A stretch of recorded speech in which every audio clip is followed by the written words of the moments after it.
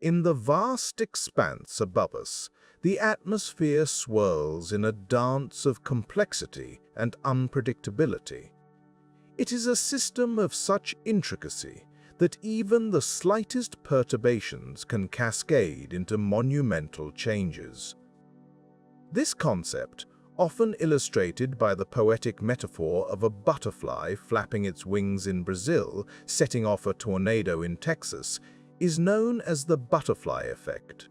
It is a cornerstone of chaos theory, a branch of mathematics and physics that grapples with systems where small differences in initial conditions yield wildly divergent outcomes.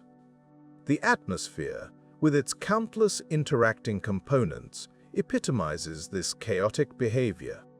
It is a tapestry woven from myriad threads of air currents, moisture levels, temperature gradients, and more. Each of these elements can influence the others in profound ways, leading to a system where predictability is a constant challenge. The butterfly effect reminds us that our atmosphere is not just a backdrop to our daily lives, but a dynamic entity that operates on scales both vast and minute.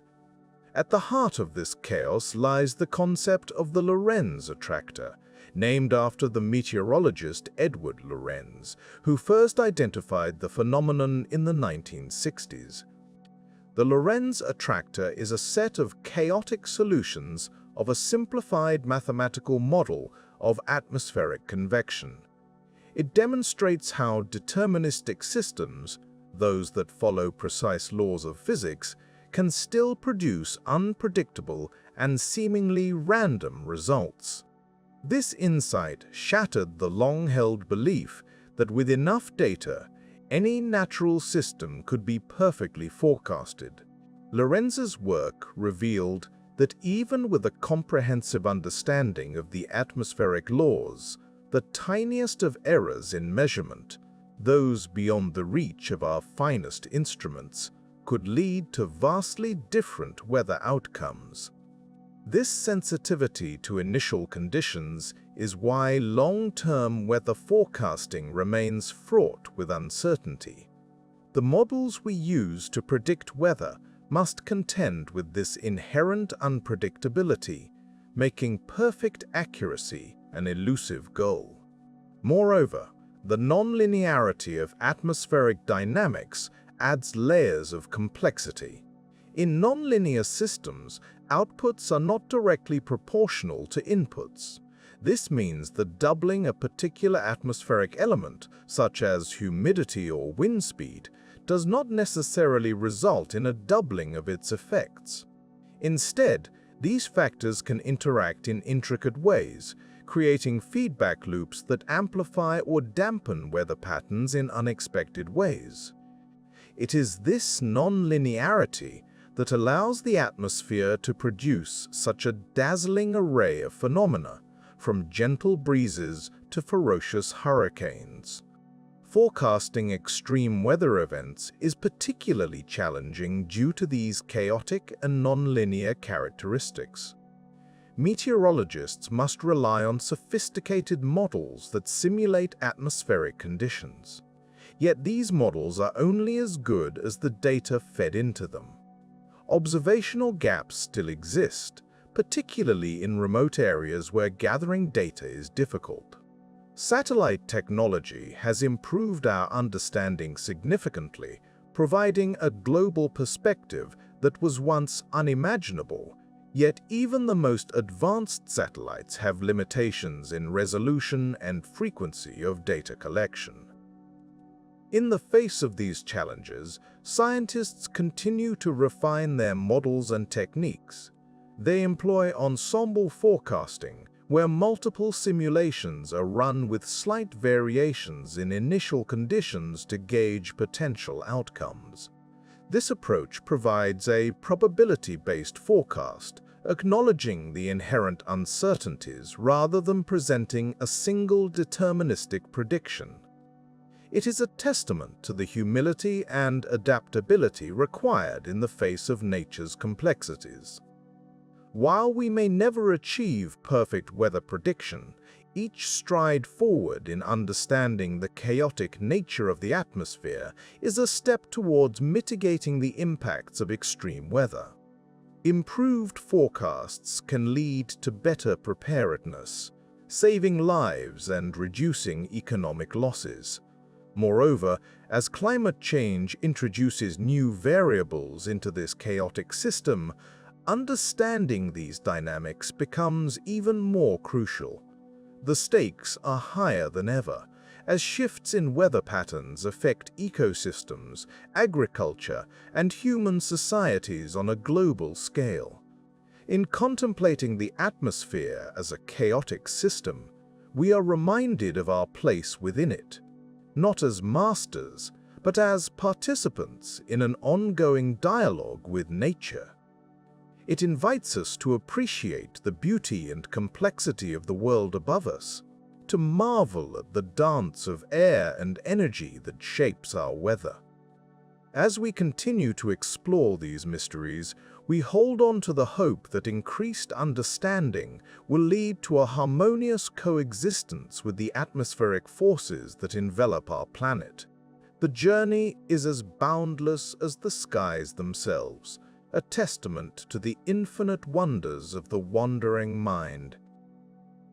In the vast expanse of the sky, where the familiar blue can swiftly transform into a canvas of ominous gray, a spectacle of nature unfolds that is both awe-inspiring and humbling. Supercell thunderstorms, often described as the titans of the atmospheric world, are a powerful reminder of the dynamic forces that govern our planet's weather systems.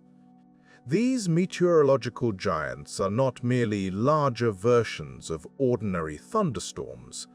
They are highly organized systems with a deep complexity that continues to challenge and intrigue scientists.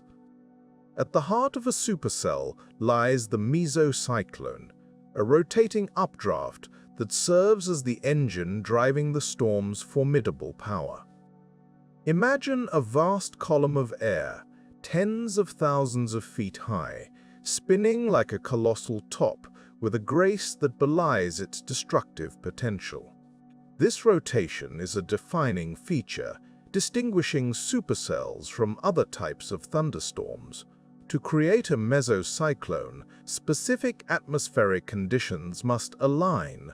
Wind shear, or the change in wind speed and direction with height, provides the necessary spin, while warm, moist air at the surface rises into cooler, drier air aloft, fueling the storm, drier air aloft, fueling the storm.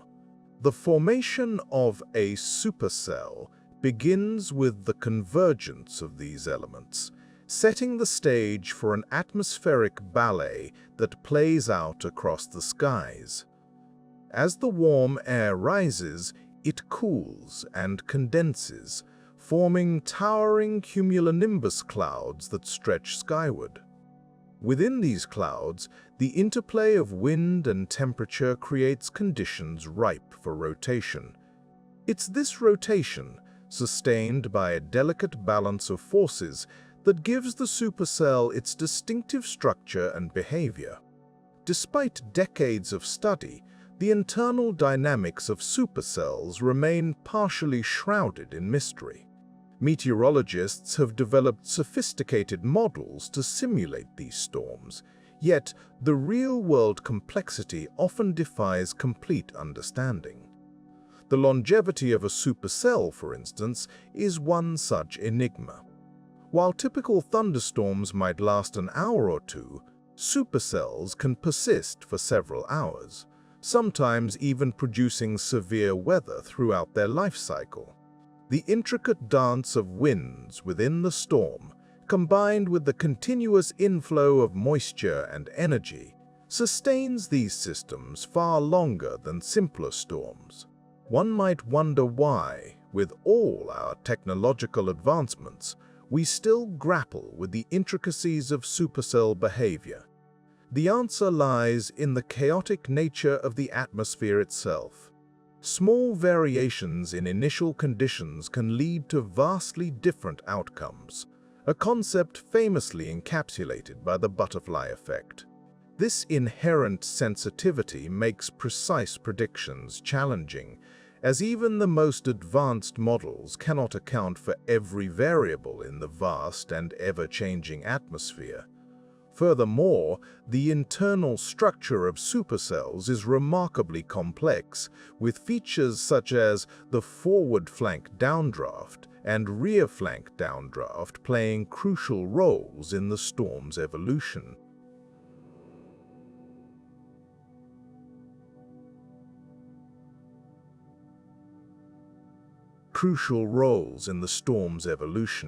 These downdrafts, areas where cool air descends rapidly, can influence the storm's rotation and intensity, yet their interactions are not fully understood. Researchers continue to probe these mysteries, using tools such as Doppler radar and atmospheric sounding to gather data from the heart of storms. But the picture is far from complete. Supercells are also notable for their capacity to produce severe weather phenomena, including large hail, damaging winds, and, under the right conditions, tornadoes. The path from supercell formation to tornadogenesis is a subject of intense study, with scientists striving to identify the precise mechanisms that trigger such a transformation.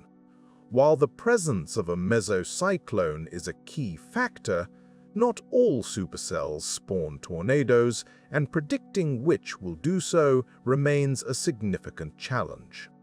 Despite these uncertainties, supercell thunderstorms offer a rich tapestry of scientific inquiry, inviting us to consider not only their raw power, but also the intricate processes that sustain them. They serve as a reminder of the complexity and beauty inherent in our planet's weather systems, where order emerges from chaos and patterns form within apparent randomness. Through the study of supercells, we gain insight into the broader dynamics of the atmosphere, enhancing our ability to forecast severe weather and mitigate its impacts.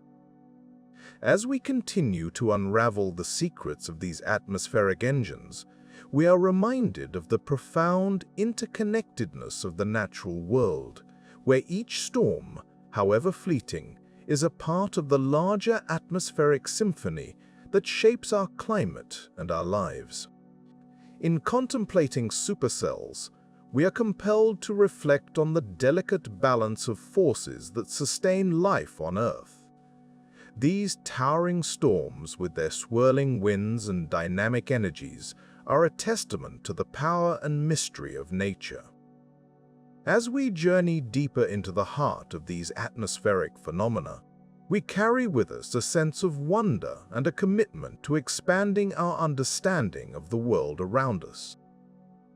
Amidst the vast, swirling tumult of Earth's atmosphere, tornadoes emerge as one of nature's most enigmatic phenomena. These twisting columns of air, capable of unleashing immense destruction, are both terrifying and captivating. While we have made significant strides in understanding the conditions conducive to their formation, the precise moment a tornado spins into existence remains shrouded in mystery. It begins with a storm, but not just any storm. The progenitors of tornadoes are often severe thunderstorms, specifically those characterized by a rotating updraft known as a mesocyclone. This rotation is crucial, acting as a precursor to tornado formation. The convergence of warm, moist air from the Gulf of Mexico with cooler, dry air from the Rockies creates an environment ripe for these powerful storms.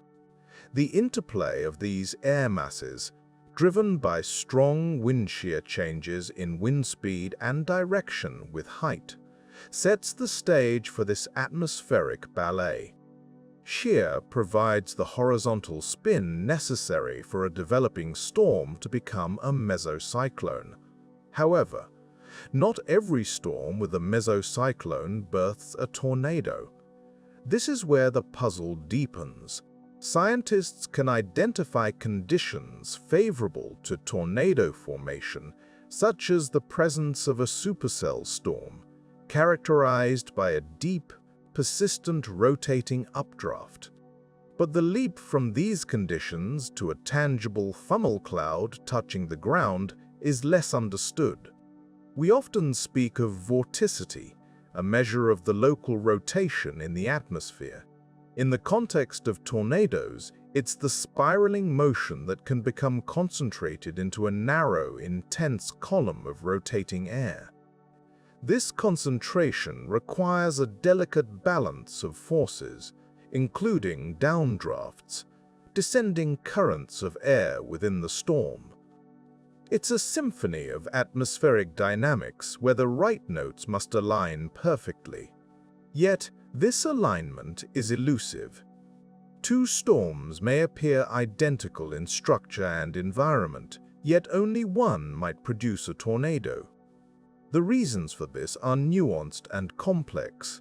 One aspect lies in the storm's internal dynamics, which are influenced by myriad factors, including temperature gradients, humidity levels, and the intricate dance of air currents within the storm itself. These elements can subtly alter the storm's trajectory, affecting its potential to generate a tornado. Moreover, downdrafts play a paradoxical role. While they are necessary to tilt the horizontal rotation to a vertical orientation, they can also disrupt the developing tornado if too strong. It's a delicate balance, akin to walking a tightrope, where the slightest deviation can determine the outcome. In the realm of tornado modeling, these uncertainties present significant challenges. While advanced computer simulations can recreate the conditions leading to tornado formation, they often fail to predict the exact moment of genesis. The chaotic nature of atmospheric conditions means that small, seemingly inconsequential factors can have outsized effects. An embodiment of the butterfly effect first observed by Edward Lorenz in the realm of meteorology. Scientists continue to explore these atmospheric mysteries through both theoretical models and field research. The latter involves chasing storms, often at great personal risk, to gather data on the ground. Instrumented vehicles, drones, and mobile radar units are deployed to capture the myriad variables at play within a developing storm. This data is invaluable, helping to refine our understanding and improve predictive models. Despite these efforts, open questions remain. The transition from a rotating mesocyclone to a tornado is akin to a high-wire act, where the precarious balance of atmospheric conditions can tip in unexpected ways. This uncertainty is not just an academic curiosity. It has real-world implications for forecasting and public safety. Understanding why some storms produce tornadoes while others do not is crucial for improving warning systems and mitigating the impacts on communities at risk. In the absence of certainty, meteorologists rely on probabilities. They issue watches and warnings based on the likelihood of tornado formation, informed by both observational data and predictive models. These alerts are vital, providing communities with precious time to prepare, but they underscore the inherent unpredictability of these natural phenomena. Tornadoes remain one of nature's most formidable enigmas, a testament to the complexity of our atmosphere. While our understanding has deepened, the exact recipe for tornado genesis continues to challenge scientists. As we delve further into the intricacies of these powerful storms, We gain not only a greater understanding of tornadoes themselves, but also a deeper appreciation for the intricate dynamics of the natural world. Each discovery brings us closer to unraveling the mysteries of tornado genesis, yet reminds us of the vast, untamed forces that govern our planet's weather. In the wide tapestry of atmospheric phenomena, tornadoes occupy a particularly formidable niche. They are the epitome of nature's raw power, a testament to the unpredictable dynamics of our planet's atmosphere. Amongst these swirling dervishes, the EF5 tornado stands as the very zenith of ferocity, a category defined by its ability to inflict the most severe damage imaginable. Yet, for all their destructive capability, these tornadoes remain elusive to our full understanding. The enhanced Fujita scale, developed to classify tornadoes by their intensity and the damage they cause, reserves the EF5 designation for tornadoes with estimated wind speeds exceeding 200 miles per hour. These are not mere gusts of wind. They are forces capable of obliterating well-built houses, hurling automobiles like toys, and stripping bark from trees, a phenomenon that speaks to the incredible energy these systems possess. The challenge of measuring such wind speeds in the heart of an EF5 tornado is non-trivial. Conventional anemometers are simply not designed to withstand the forces at play within these storms. Instead, scientists must rely on indirect methods, such as damage surveys, to estimate wind speeds. The destruction left in the wake of these tornadoes provides clues: a collapsed building, a warped steel beam, a path of scoured earth. But these are imperfect proxies. Each structure, each landscape, has its own unique vulnerabilities and strengths, which complicates the task of reverse engineering the winds that caused the destruction. The use of mobile Doppler radar has brought us closer to glimpsing the inner workings of these powerful twisters. These radar systems can measure wind speeds at various altitudes, offering a three-dimensional view of the tornado's structure. However, even with this sophisticated technology, capturing the peak wind speeds remains a daunting challenge. The most intense winds often occur in the smallest parts of the tornado, regions that are difficult to probe with precision. Moreover, the chaos within the tornado's core, a swirling mass of turbulent air, defies the neat, orderly assumptions upon which many models are built. EF5 tornadoes are not merely characterized by their wind speeds, but also by their distinctive debris signatures. As these tornadoes carve their path across the landscape, they lift and carry debris which can be detected by radar. This debris balls appears as a distinct, chaotic blotch on radar screens, a testament to the tornado's destructive journey. Yet understanding these signatures is fraught with complexity. The size, composition, and density of debris can vary widely, complicating the interpretation of radar data. A debris ball might tell us that a tornado is exceptionally strong, but it does not provide a straightforward measure of its exact wind speeds or the full extent of its power. The behavior of debris during an EF5 tornado poses further questions. Why, for instance, do some objects remain suspended in the air for miles, while others fall quickly to the ground? The interaction between the tornado's vortex, the surrounding atmosphere, and the various objects caught within it creates a dynamic system that is not fully understood. Researchers use computer simulations to model these interactions, but the results are often approximations. limited by the complexity of the real-world phenomena they attempt to mimic. One of the most perplexing aspects of EF5 tornadoes is their selectivity.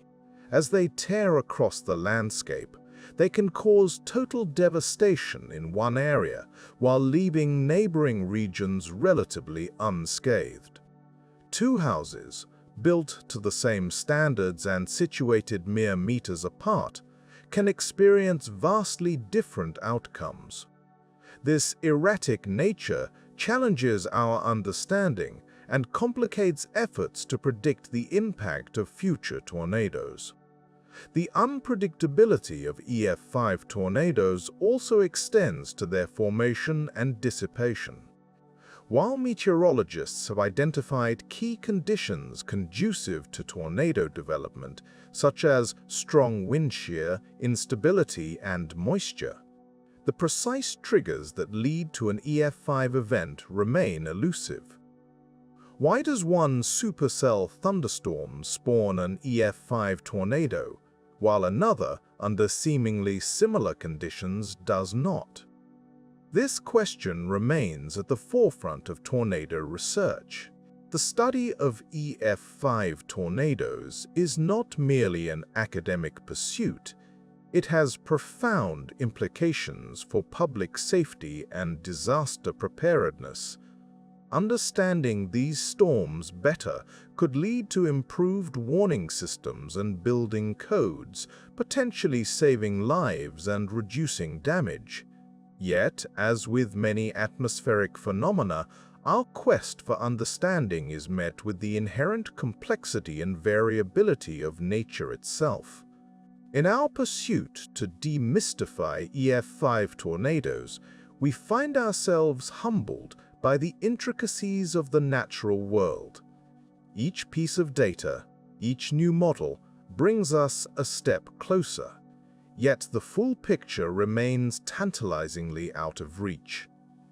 As we continue to probe the depths of these violent storms, we are reminded of the delicate balance between what is known and what remains to be discovered. An ongoing journey into the heart of one of nature's most formidable forces. In the annals of atmospheric phenomena, few mysteries are as enduring and enigmatic as ball lightning. This curious apparition, often described as a glowing spherical object, has captured human imagination for centuries. Reports of its existence stretch back to antiquity, with historical accounts scattered across cultures and continents. Yet, despite its storied history, ball lightning remains an elusive subject of scientific inquiry, straddling the boundary between folklore and empirical study. The earliest recorded mention of ball lightning comes from the Greek philosopher Aristotle, who, in his treatises, alludes to globular flashes. Over the centuries, various observers have documented their encounters, often with a mixture of awe and trepidation. One poignant account from 1638 details a terrifying incident during a thunderstorm in Widecombe in the Moor, England. Witnesses described how a great ball of fire descended upon the church, causing significant damage and injuring several parishioners. The event was attributed to divine wrath, a testament to the fear and reverence such phenomena inspired. Modern observations of ball lightning, though still rare, have added intriguing layers to our understanding. Eyewitnesses describe these luminous spheres as varying in size from a few centimeters to several meters in diameter. They are often reported to hover a few feet above the ground, moving erratically before vanishing without a trace. Some accounts even speak of balls passing through windows or doors, defying the laws of physics as we understand them. Yet, capturing these transient events on camera or scientific instruments has proved notoriously difficult. The scientific community has long grappled with the challenge of explaining ball lightning. Over the years, numerous hypotheses have been proposed, each attempting to shed light on this spectral phenomenon. One of the oldest and simplest theories suggests that ball lightning is merely a visual hallucination, a trick of the mind induced by the intense sensory inputs of a thunderstorm. However, the consistency of eyewitness accounts across different cultures and times makes this explanation seem unlikely. A more plausible hypothesis involves plasma, a state of matter consisting of charged particles. In this model, ball lightning could be a form of plasma, sustained by electromagnetic fields. The idea is that during a thunderstorm, lightning strikes might ionize air molecules, creating a bubble of plasma that manifests as a glowing sphere.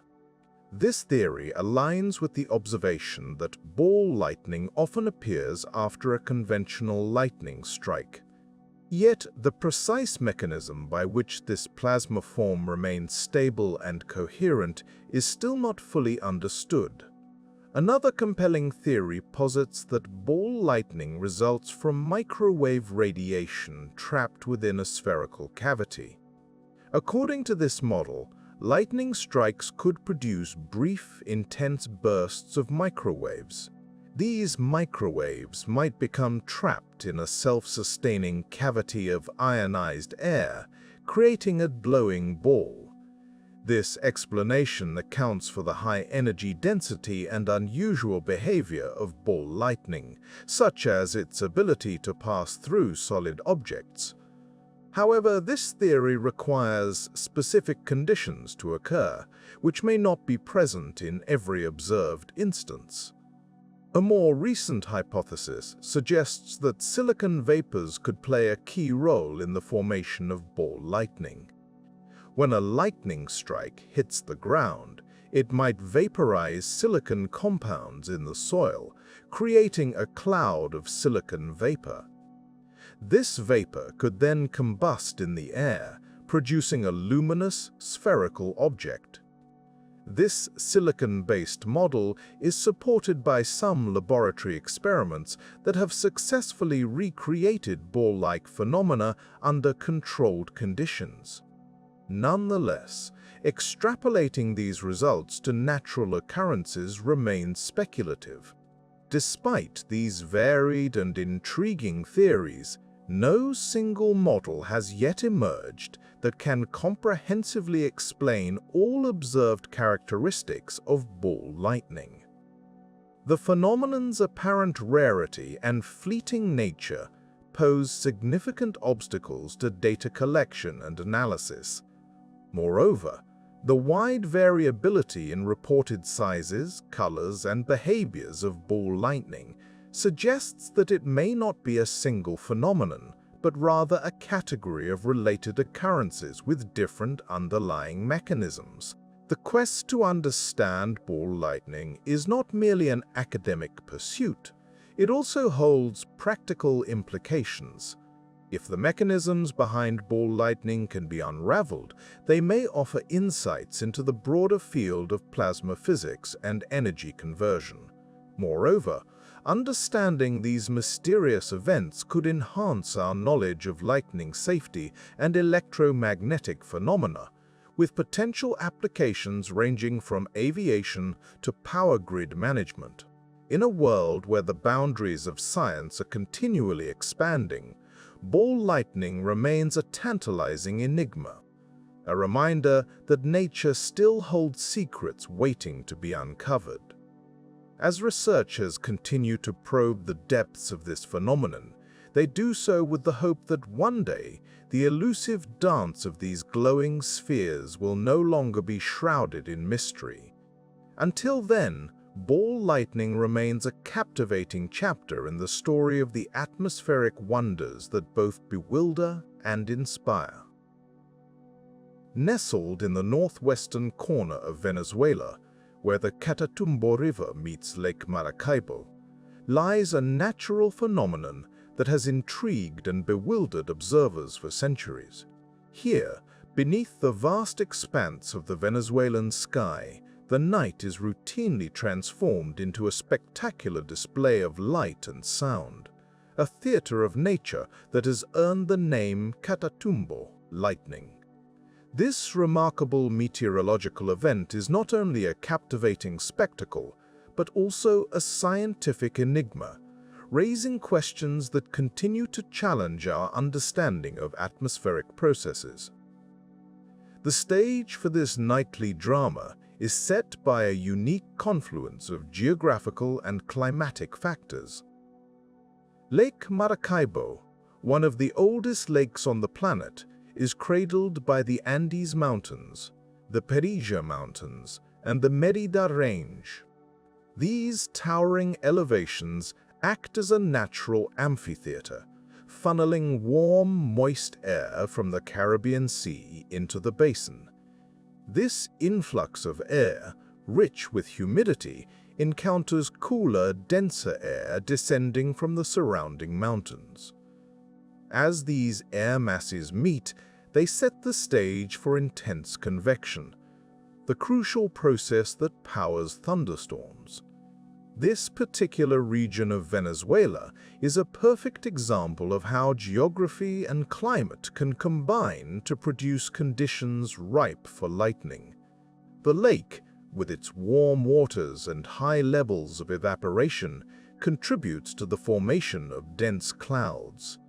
As the warm air rises, it cools and condenses, releasing latent heat and fueling the updrafts necessary for thunderstorm development. The result is a persistent storm system that generates lightning at an extraordinary rate, often exceeding 280 strikes per hour on average. The phenomenon of Catatumbo lightning is not merely a local curiosity, but a subject of scientific interest with broader implications. One of the most intriguing aspects is its contribution to atmospheric chemistry. Lightning plays a significant role in producing nitrogen oxides, which are essential for the formation of ozone in the troposphere. The ozone layer, although much discussed in terms of its protective qualities high above the Earth, also exists in the lower atmosphere, where it acts as a greenhouse gas and plays a role in regulating the climate. However, despite the volume of lightning activity over Lake Maracaibo, the precise impact of Catatumbo lightning on global ozone levels remains a topic of active research.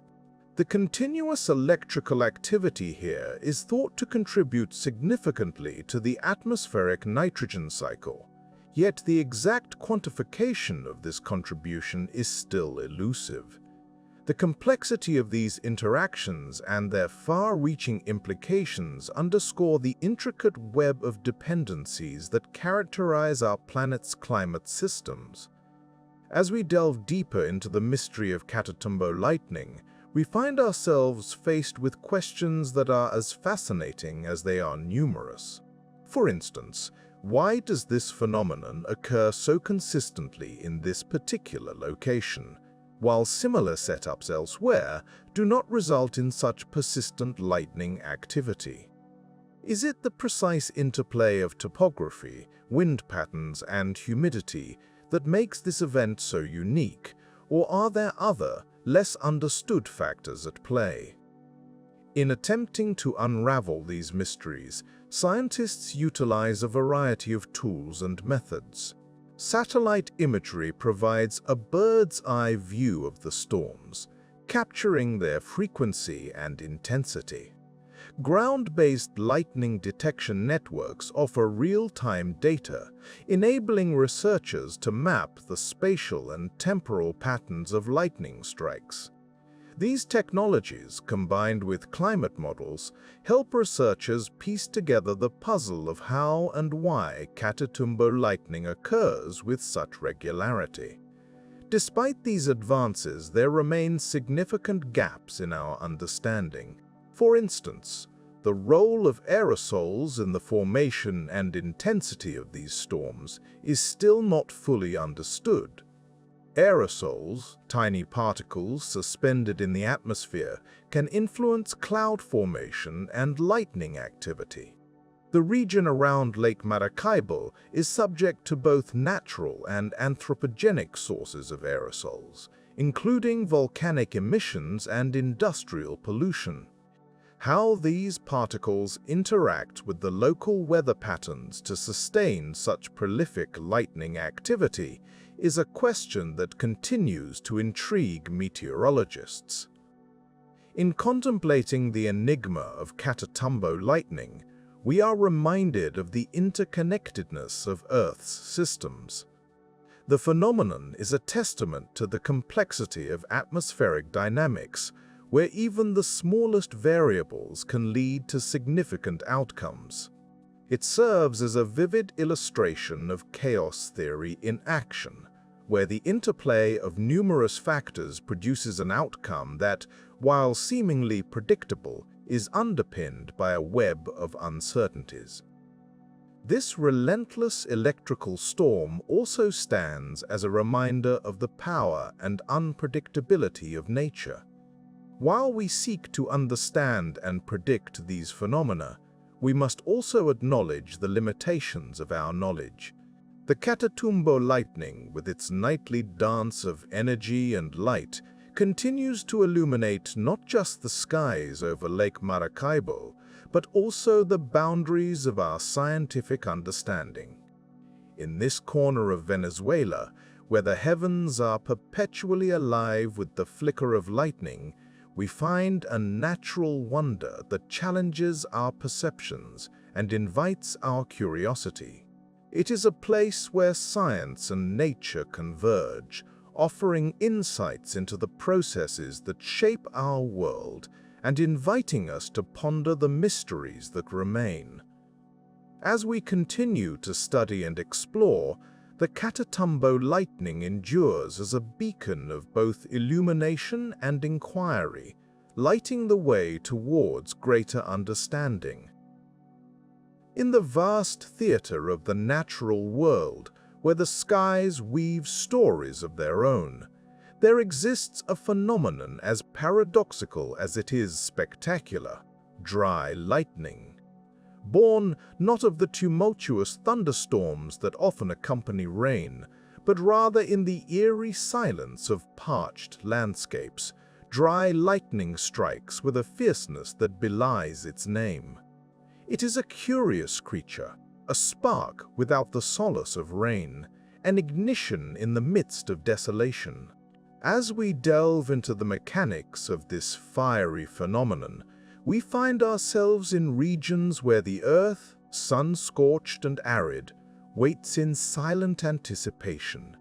Here, the atmosphere, laden with energy and tension, conspires to create lightning without the usual watery accompaniment. It is a dance of physics and circumstance, where the heat of the ground rises, meeting cooler, moist air aloft, thus setting the stage for electrical discharge. The formation of dry lightning begins much like its wetter counterpart, with an updraft. Warm air, in its eagerness to rise, carries with it moisture that cools and condenses into towering cumulonimbus clouds. However, in these dry conditions, the rain that forms within the cloud often evaporates before reaching the ground, the phenomenon known as virga. The result is a lightning strike that reaches down to earth even as the rain does not, a flash of energy untempered by a shower. The implications of dry lightning are profound, particularly in drought-afflicted regions. Here, the combination of sparse vegetation and low moisture creates a tinderbox environment, ready to ignite with the slightest provocation. Each flash holds the potential to transform a swath of land into a searing inferno, setting in motion a cascade of events that may lead to the formation of one of nature's most formidable spectacles, the pyrocumulonimbus cloud. Pyrocumulonimbus clouds, or pyroseebs, form when the intense heat from a wildfire generates powerful updrafts. These updrafts carry smoke, ash, and other combustion products high into the atmosphere, sometimes reaching the stratosphere. The process is akin to a conventional thunderstorm, yet driven by fire rather than meteorological forces. As the smoke plume rises, it cools and condenses, forming a towering cloud that may generate its own lightning, thus perpetuating the cycle of fire and storm. These self-amplifying systems are as unpredictable as they are powerful. Within them, lightning strikes can occur in rapid succession, igniting new fires even as existing ones rage below. The feedback loop created by a pyrocumulonimbus cloud is a stark reminder of nature's ability to compound its own phenomena, each element feeding into the next in a relentless cycle of cause and effect. The unpredictability of these systems poses significant challenges for meteorologists and fire managers alike. While advances in satellite technology and atmospheric modeling have improved our ability to detect and monitor pyrocumulonimbus clouds, predicting their behavior remains a formidable task. The chaotic nature of fire and weather, each a complex system in its own right, makes forecasting these events far from straightforward. The impact of dry lightning and the subsequent formation of pyrocumulonimbus clouds extends beyond the immediate devastation of wildfires. These clouds have been observed to influence weather patterns over large distances, injecting particulates and aerosols into the upper atmosphere, which can have implications for climate and air quality. The interplay between fire-induced weather and broader atmospheric systems is an area of ongoing research, as scientists strive to understand the complex feedback mechanisms at play. In regions prone to wildfires, dry lightning serves as a stark reminder of the delicate balance between earth and sky. It is a phenomenon that underscores the power of natural systems to operate beyond human control, a testament to the unpredictable beauty and danger inherent in our planet's atmospheric dynamics. As we reflect on the spectacle of dry lightning and its fiery offspring, we are reminded of the intricate choreography of the natural world. Each strike, each cloud, each fire is a note in a symphony of atmospheric processes, a reminder of the interconnectedness of Earth's systems. In studying these phenomena, we gain not only knowledge, but also a deeper appreciation for the complexity and resilience of the world around us. In the vast theater of Earth's atmosphere, lightning often plays the role of a fleeting, brilliant performer, illuminating the skies with its ephemeral dance. Most of us are familiar with the typical flash, a jagged streak of light that descends from clouds to the ground, lasting mere fractions of a second. Yet, hidden within this common spectacle lies a rarer and more extraordinary phenomenon, the megaflash. These are not your ordinary bolts. Megaflashes are horizontal lightning discharges that stretch across hundreds of miles, defying the imagination and challenging our understanding of electrical storms. To consider the circumstances under which these colossal discharges occur, we must first explore the fundamental nature of lightning itself. Lightning is born from the complex interplay of atmospheric conditions within a storm. It begins with the separation of electric charges within a cloud, typically a towering cumulonimbus. The updrafts within these clouds carry positively charged ice crystals upward, while heavier, negatively charged particles sink to the lower regions. The resulting electric field grows in strength until a discharge becomes inevitable, and a lightning bolt arcs through the sky, seeking balance. The megaflash, however, transcends the usual confines of traditional lightning events. To understand how these gigantic bolts come to be, we must delve into the anatomy of the storms that produce them.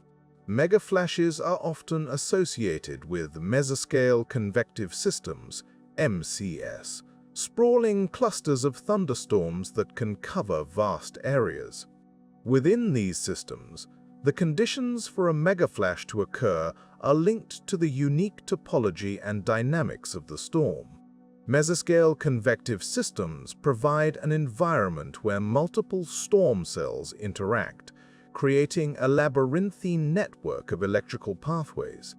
In these sprawling systems, the horizontal extent of the storm is such that it allows for the buildup and transfer of electrical charge across great distances. The structure of the MCS, with its sprawling anvil clouds and interconnected storm cells, provides a vast canvas upon which a megaflash can sketch its remarkable trajectory. One of the most striking aspects of megaflashes is their sheer length. The current record, verified by the World Meteorological Organization, is a staggering 407 miles, observed in the skies over the southern United States. This gargantuan discharge stretched across multiple states, a testament to the awe-inspiring power and scale of atmospheric electricity. Such extreme events are not only rare, but also challenging to study, as they often occur over remote areas and are difficult to capture with conventional lightning detection networks. The genesis of a megaflash involves several critical factors. Firstly, the storm must possess a sufficiently large horizontal extent to accommodate the lengthy path of the discharge. Additionally, there must be a coherent structure within the storm that allows for the transfer of electrical charge over such distances. This often involves a combination of strong updrafts, extensive anvil clouds, and interconnected storm cells that facilitate the movement of charge across the storm system. Moreover, atmospheric conditions such as wind shear and temperature gradients play a crucial role in shaping the environment in which megaflashes can thrive. Wind shear, the change in wind speed and direction with altitude, can help to organize storm cells within an MCS, enhancing the potential for long-distance electrical discharges. Temperature gradients, on the other hand, can influence the distribution of charge within the storm, affecting the likelihood of a megaflash occurring.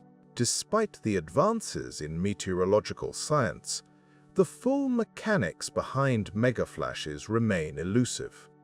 Our understanding is hindered by the inherent complexity and variability of the atmospheric conditions that produce these extraordinary events. Each megaflash is a unique expression of the storm system that spawns it, shaped by an intricate web of meteorological factors that are not yet fully understood.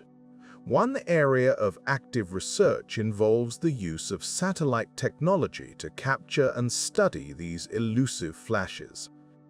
The Geostationary Lightning Mapper, GLM, aboard the GOSN-R series of satellites, provides a continuous view of lightning activity from space, offering unprecedented insights into the frequency, distribution, and characteristics of megaflashes. By observing these events from above, scientists hope to unravel some of the mysteries surrounding their formation and behavior. In addition to scientific curiosity, understanding megaflashes carries practical implications.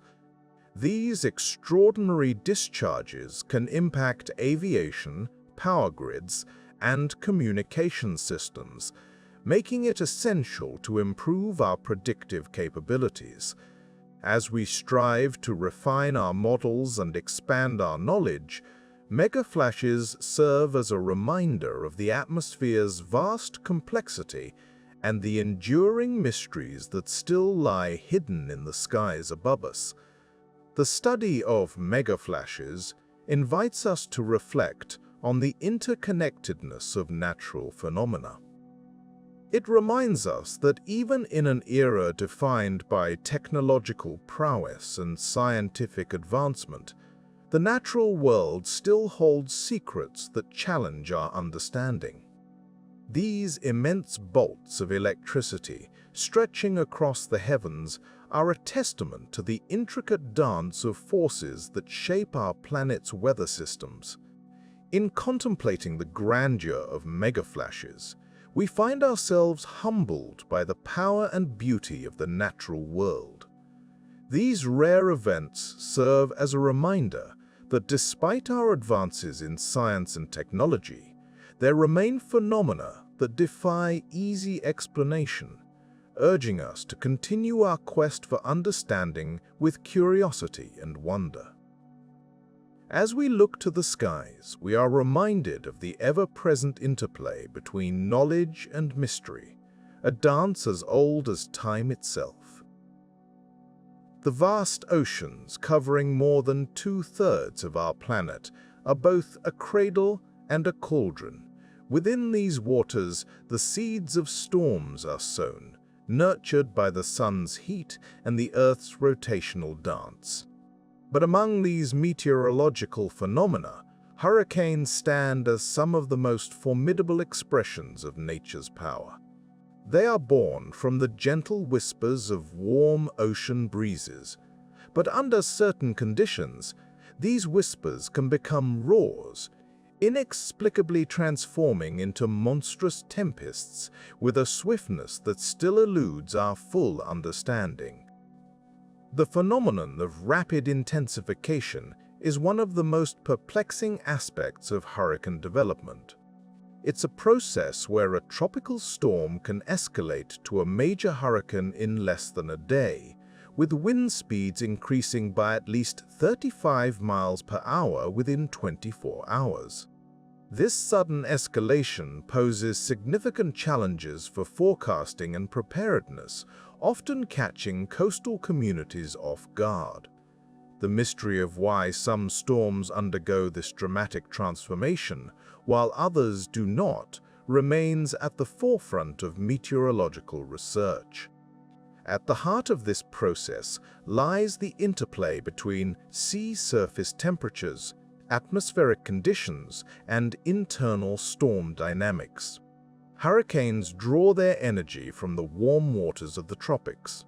The temperature of the ocean's surface, typically needing to be above 26.5 degrees Celsius, acts as the fuel for these systems.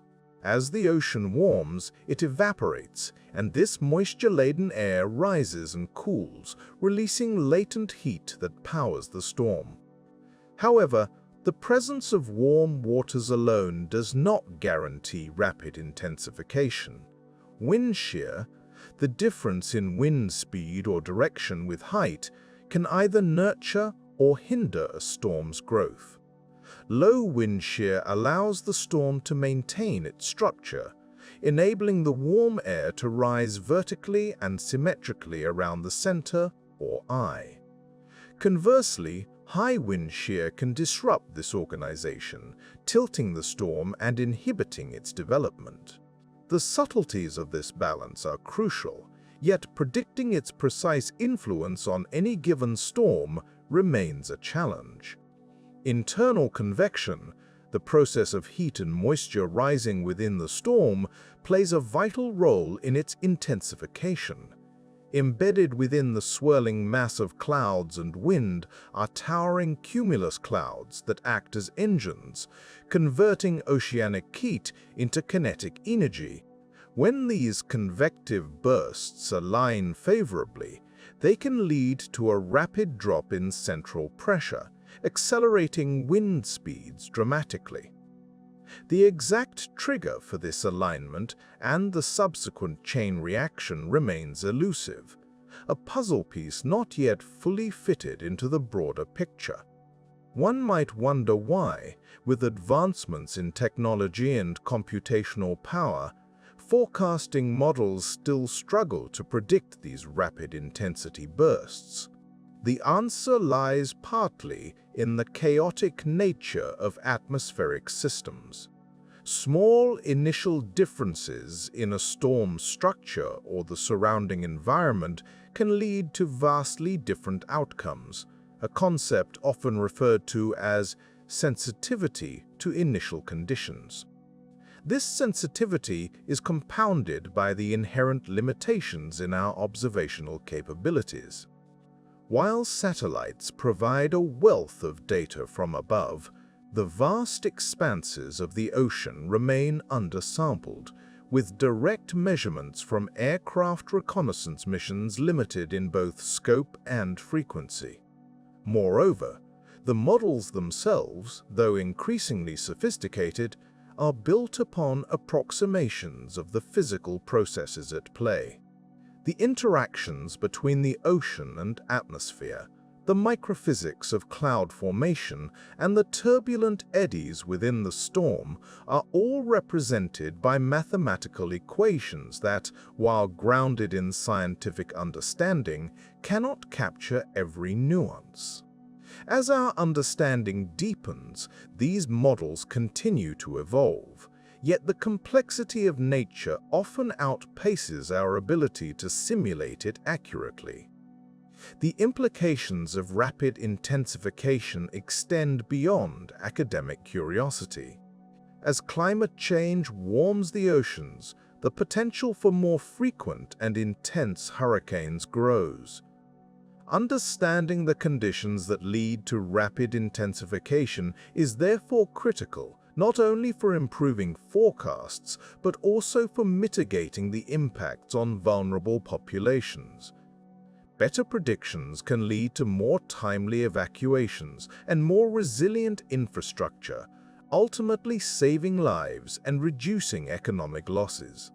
In recent years, research efforts have intensified, leveraging advances in machine learning and high-resolution simulations to improve prediction accuracy. These tools, combined with an ever-expanding network of sensors and observational platforms, hold promise for a future where rapid intensification is no longer an unpredictable anomaly, but a well-understood component of hurricane dynamics. Yet, even as we strive to unravel the intricacies of these storms, there remains an awe-inspiring beauty in their formation. The spiraling clouds, the eye of the storm, a calm amidst chaos, remind us of nature's dual capacity for creation and destruction. As we continue our pursuit of knowledge, we are reminded of the delicate balance that sustains life on our planet, a balance that, when tipped, unleashes the full force of nature's fury.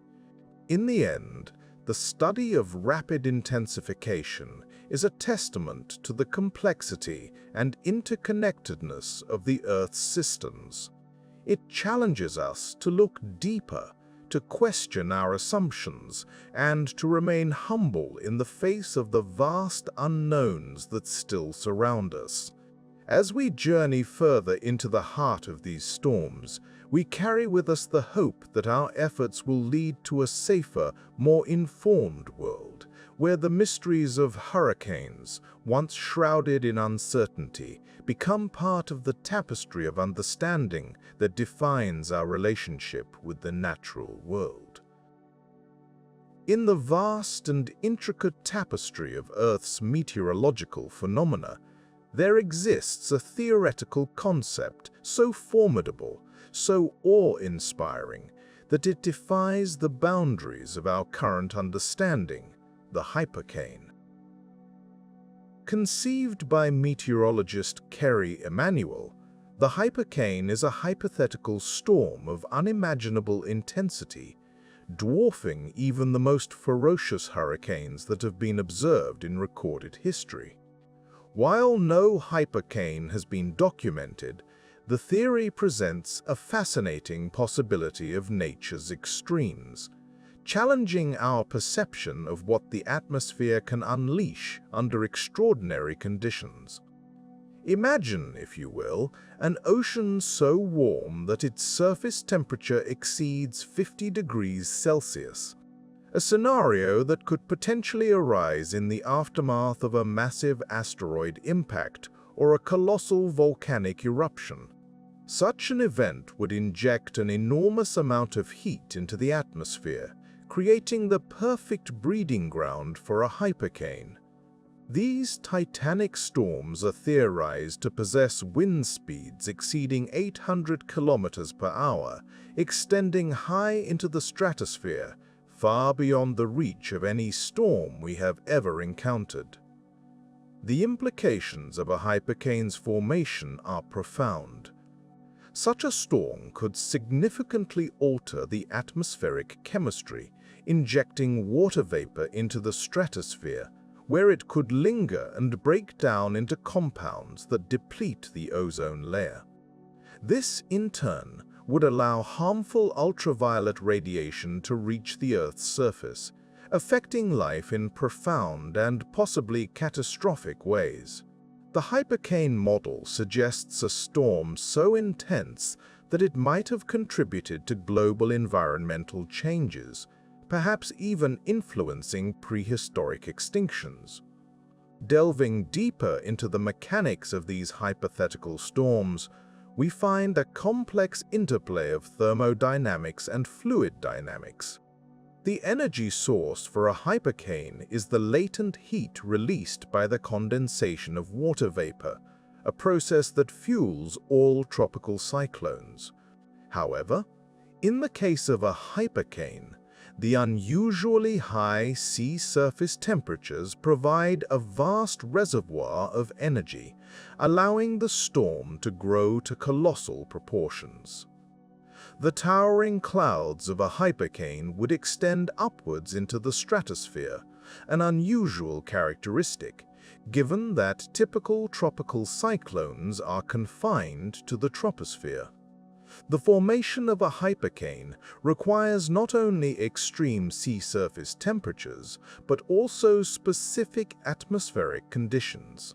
The absence of significant wind shear is crucial, as it allows the storm to maintain its vertical structure and prevents the dispersal of its energy. In such an environment, the hypercane could sustain itself for extended periods, potentially wreaking havoc over vast areas. While the hypercane remains a theoretical construct, its potential impact on Earth's history and climate cannot be dismissed. Some scientists speculate that such storms might have played a role in mass extinction events, such as the one at the end of the Cretaceous period, which saw the demise of the dinosaurs. The aftermath of the Chicxulub impact, for instance, could have created the conditions necessary for hypercanes to form, further compounding the environmental stresses of an already volatile world. It's important to note that hypercanes, as devastating as they sound, are not merely the product of speculative fiction. The theory underscores the delicate balance of our planet's climate system and the extreme outcomes that can arise when that balance is disrupted. As we continue to explore the boundaries of atmospheric science, the concept of hypercane serves as a reminder of the power and unpredictability inherent in Earth's weather systems. Despite the lack of direct evidence, the study of hypercanes provides valuable insights into the potential extremes of our climate system. It challenges scientists to refine their models and reassess the limits of storm formation and intensity.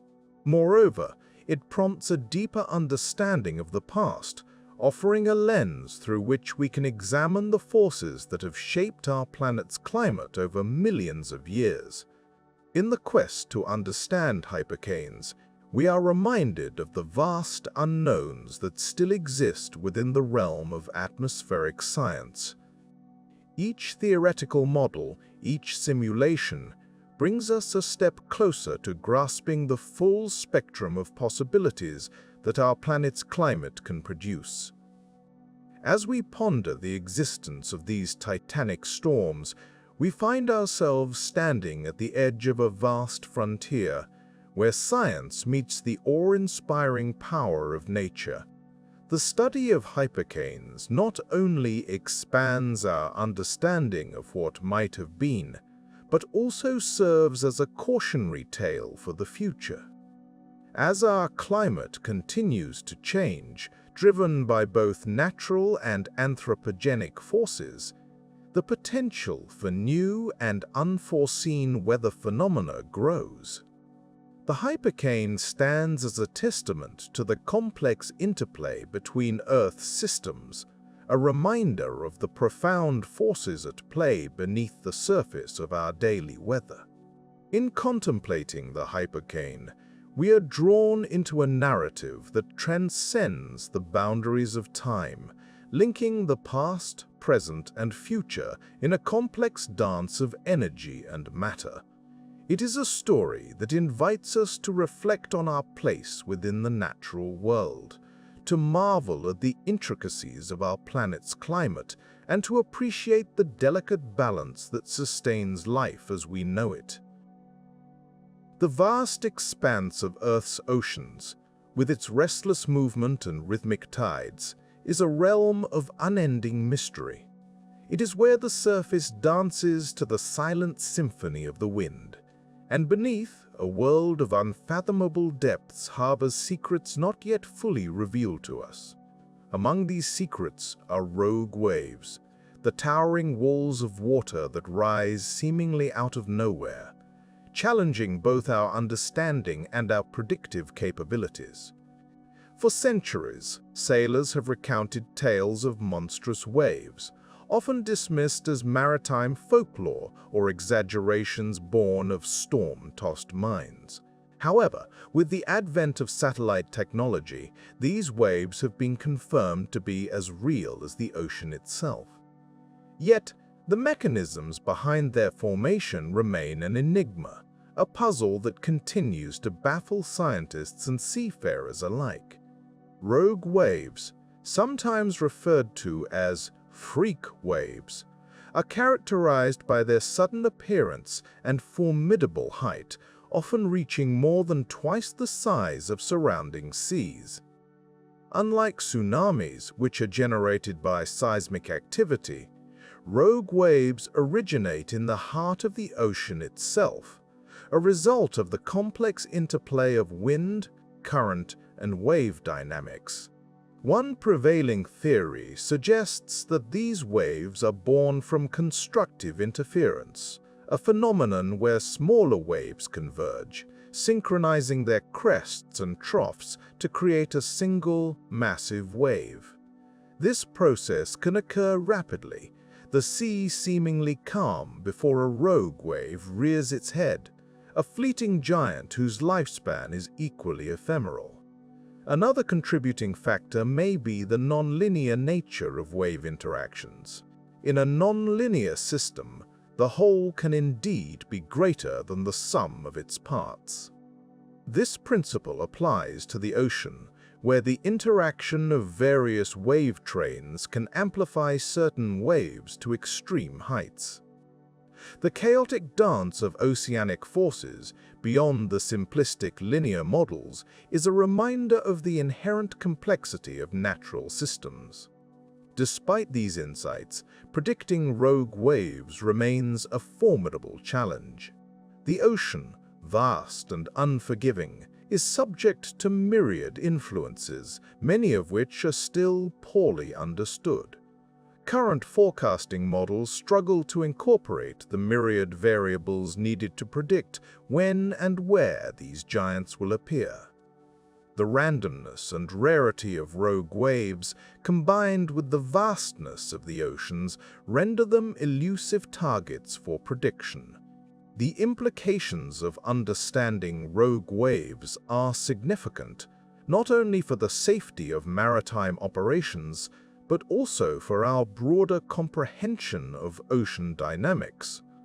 Ships and offshore platforms designed to withstand typical sea states may not be equipped to endure the impact of a rogue wave.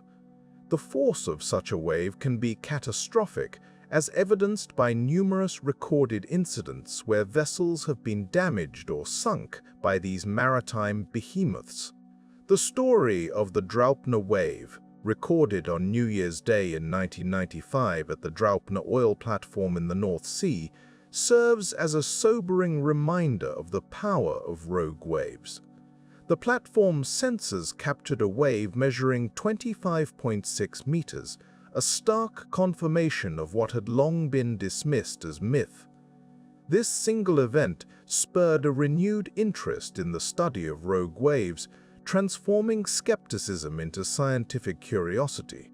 Satellite observations have since provided invaluable data, allowing for the identification of rogue wave events across the globe.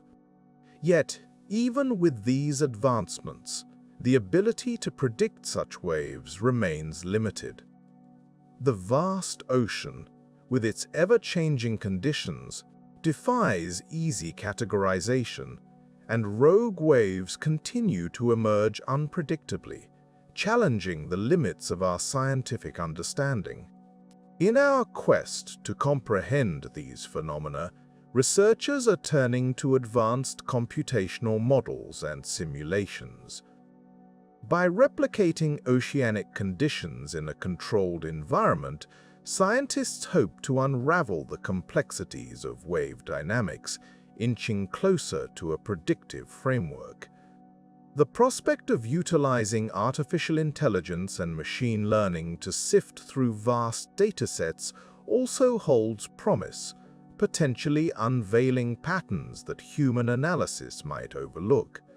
As we ponder the mysteries of rogue waves, we are reminded of the ocean's dual nature, its capacity for both serenity and fury. It is a realm where the line between order and chaos is thin, where the forces of nature converge in spectacular, sometimes terrifying displays. The study of rogue waves is not solely an academic pursuit. It is a testament to our enduring fascination with the natural world and our desire to coexist harmoniously with its unpredictable rhythms. In seeking to understand rogue waves, we are not merely attempting to predict the unpredictable. We are engaging with a broader narrative of exploration and discovery, one that acknowledges the limitations of our current knowledge while embracing the potential for future insights. The ocean, with its infinite mysteries, continues to be a frontier of scientific inquiry, urging us to look beyond the horizon and ask, what other secrets does it hold, and how might they reshape our understanding of the world? In the serene, often predictable world of atmospheric phenomena, there exists a particularly sudden and violent occurrence that captures both the imagination and the concern of meteorologists, the microburst.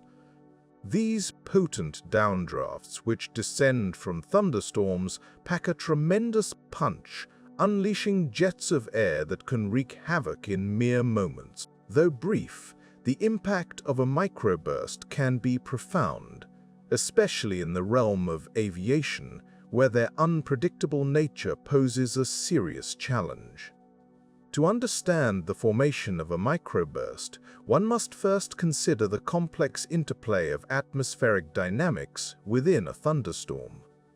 Thunderstorms, those towering giants of the atmosphere, are powered by updrafts, columns of warm, moist air that rise and cool, often leading to the formation of cumulonimbus clouds.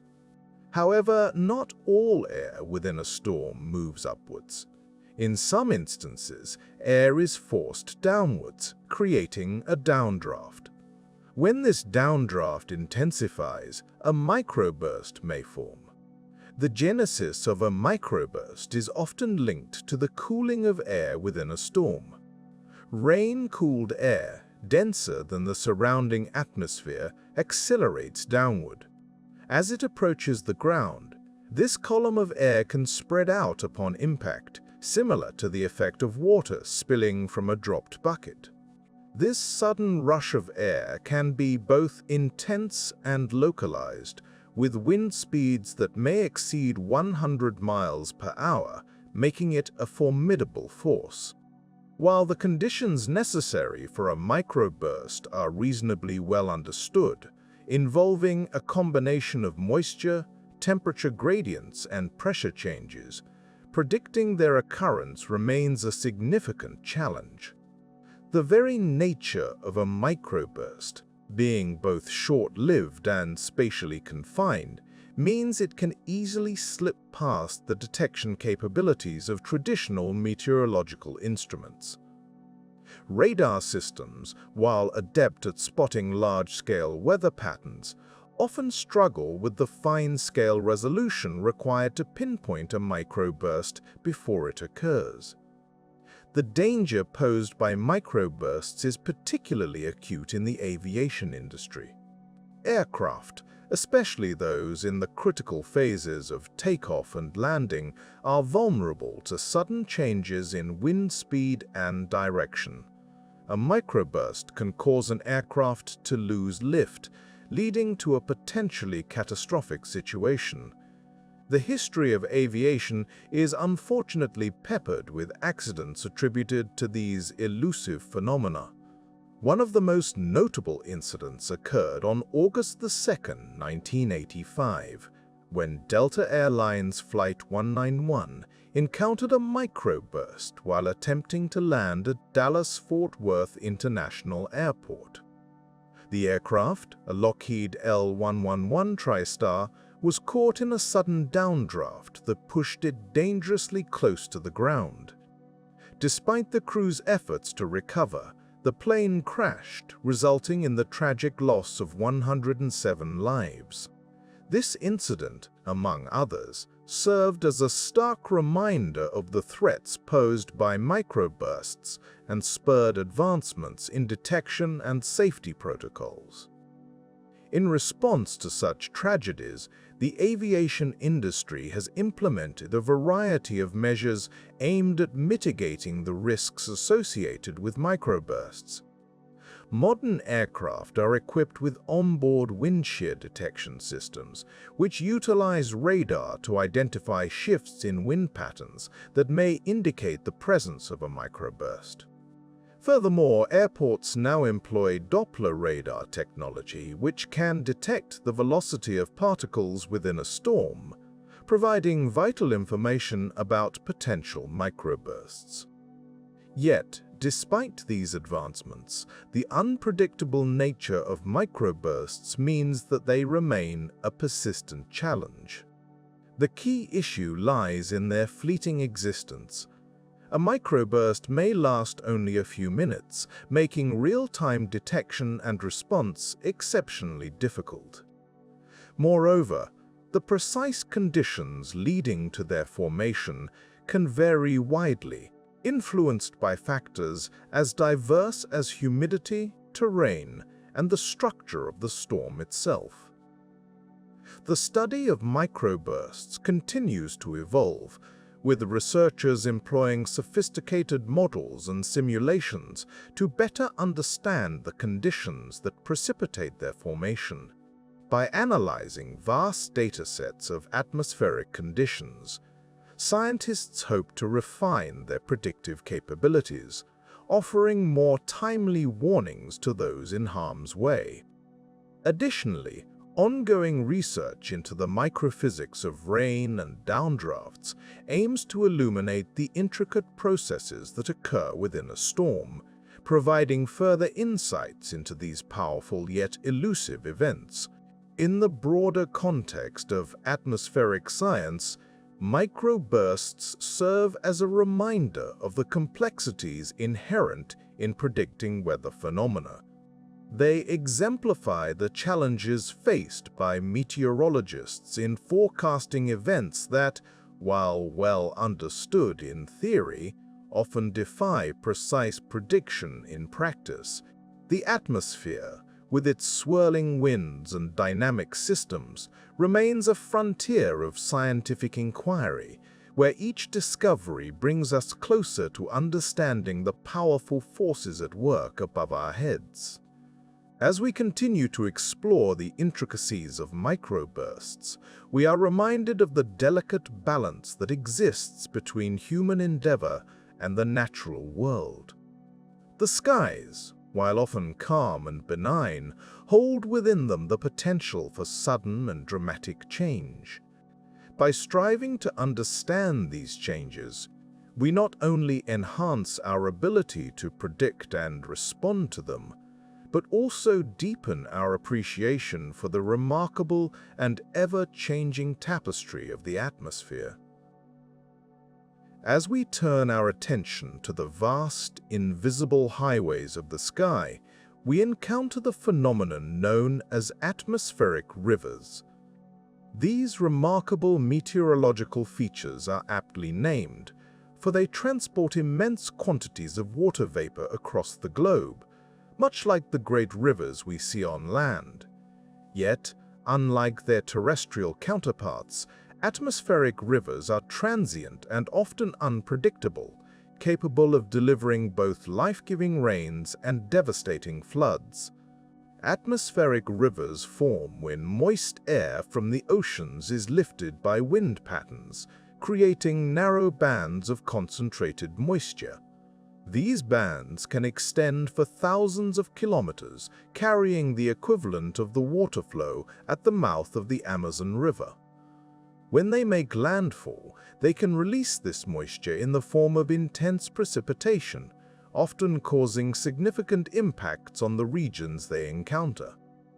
The science behind atmospheric rivers is both fascinating and complex. At their heart, these phenomena are driven by the dynamic interplay between oceanic evaporation and atmospheric circulation. Warm ocean waters evaporate, adding moisture to the air. This moisture is then caught up in the atmospheric flow and concentrated into these narrow corridors by the Earth's rotation and the presence of mountain ranges. The resulting ribbons of water vapor are then steered by prevailing winds towards land. One of the most well-known atmospheric rivers is the Pineapple Express, which carries moisture from the tropical Pacific near Hawaii to the west coast of North America. This particular atmospheric river can bring heavy rains to the coastal regions of the United States and Canada, sometimes leading to floods and landslides. The Pineapple Express, like other atmospheric rivers, demonstrates the vast scale and power of these systems, highlighting their importance in global weather patterns. The intensity of an atmospheric river's impact upon landfall can vary dramatically. This variation is influenced by several factors, including the amount of moisture it carries, the speed of the winds driving it, and the topography of the land it encounters. When an atmospheric river hits a mountain range, the moist air is forced upwards, cooling and condensing into rain or snow. This orographic effect can significantly enhance precipitation, leading to the heavy rainfall events often associated with atmospheric rivers. Despite their importance, atmospheric rivers are not yet fully understood, and predicting their behavior remains a challenge. The complexities of ocean-atmosphere interactions, combined with the chaotic nature of weather systems, make it difficult to anticipate exactly when and where these rivers will strike. Moreover, the intensity of their precipitation can fluctuate, sometimes catching forecasters by surprise and leading to unanticipated weather extremes. These uncertainties underscore the broader challenges faced by meteorologists in predicting extreme weather events. Atmospheric rivers are a prime example of how small changes in initial conditions can lead to vastly different outcomes, a concept known as sensitivity to initial conditions in chaos theory. This sensitivity is particularly relevant in the context of climate change, which is expected to alter the patterns and intensities of atmospheric rivers in ways that are still being studied. As we attempt to unravel the mysteries of atmospheric rivers, we are reminded of the interconnectedness of Earth's systems. The vast oceans, the swirling atmosphere, and the rugged landscapes all play a role in shaping these powerful features. Understanding them requires a multidisciplinary approach, combining insights from meteorology, oceanography, and climatology. The implications of atmospheric rivers extend beyond their immediate impacts on weather and climate. They play a crucial role in the global hydrological cycle, redistributing water from the oceans to the land. In doing so, they replenish reservoirs, sustain ecosystems, and support agriculture in regions that might otherwise be dry. However, when their intensity is amplified, they can overwhelm infrastructure, leading to flooding and economic losses. In recent years, advances in satellite technology and computer modeling have improved our ability to monitor and predict atmospheric rivers. Satellites equipped with advanced sensors can detect the water vapor content in the atmosphere, providing real-time data that helps meteorologists track these features as they develop and move. Meanwhile, sophisticated models simulate the complex interactions between the ocean and atmosphere, offering insights into the conditions that give rise to atmospheric rivers. Despite these advancements, much remains to be discovered. Questions linger about the precise mechanisms that govern the formation and dissipation of atmospheric rivers, as well as their long-term impacts on climate systems. Researchers continue to investigate how changes in sea surface temperatures, atmospheric pressure patterns, and other variables influence the behavior of these enigmatic rivers of the sky. In conclusion, atmospheric rivers exemplify the awe-inspiring complexity of Earth's weather systems. They are a testament to the intricate balance of forces that shape our planet's climate, and they remind us of the ongoing journey of scientific discovery. As we continue to explore these unseen waterways of the atmosphere, we gain not only a deeper understanding of the natural world, but also the tools to better anticipate and adapt to the challenges posed by extreme weather events. In the vast theater of Earth's atmosphere, the polar vortex plays a role both profound and enigmatic. Suspended high above us in the stratosphere, the polar vortex is a band of powerful winds encircling the polar regions. It acts as a guardian, maintaining the cold air firmly over the poles during winter. Yet, like a symphony that occasionally veers into unexpected cadences, the polar vortex can sometimes falter, leading to a phenomenon known as sudden stratospheric warming, SIGS, SIG-Stemmens. This event, though occurring miles above us, reverberates through the layers of the atmosphere, influencing weather patterns far beyond its icy confines. Sudden stratospheric warming is a dramatic event where the temperature of the polar stratosphere can soar by up to 50 degrees Celsius within just a few days. This remarkable warming is not simply a gentle thaw, but a disruption that can lead to the breakdown of the polar vortex itself. When the vortex collapses, the once tightly knit winds unravel, allowing the cold air to spill outwards. This dispersal can trigger a cascade of meteorological events, reshaping weather patterns across continents. To understand the mechanics of this disruption, we must delve into the atmospheric dynamics at play. The stratosphere, where the polar vortex resides, lies about 10 to 50 kilometers above the Earth's surface. Unlike the troposphere below, where our daily weather unfolds, the stratosphere is largely stable, with its own distinct behaviors and influences. The polar vortex is a product of the temperature gradient between the cold polar regions and the warmer mid-latitudes, a gradient that strengthens the vortex as winter deepens. However, the atmosphere is a complex and interconnected system, and what happens in one layer can influence another. Planetary scale waves, vast ripples in the atmosphere, emanate from the troposphere, often spurred by irregularities in the Earth's surface, such as mountain ranges and variable ocean temperatures. These waves can ascend into the stratosphere, where they interact with the vortex, sometimes with enough force to disrupt its stability. When these waves break, much like ocean waves crashing onto a beach, they deposit energy into the stratosphere, heating it and decelerating the vortex winds. The consequences of a disrupted polar vortex are profound.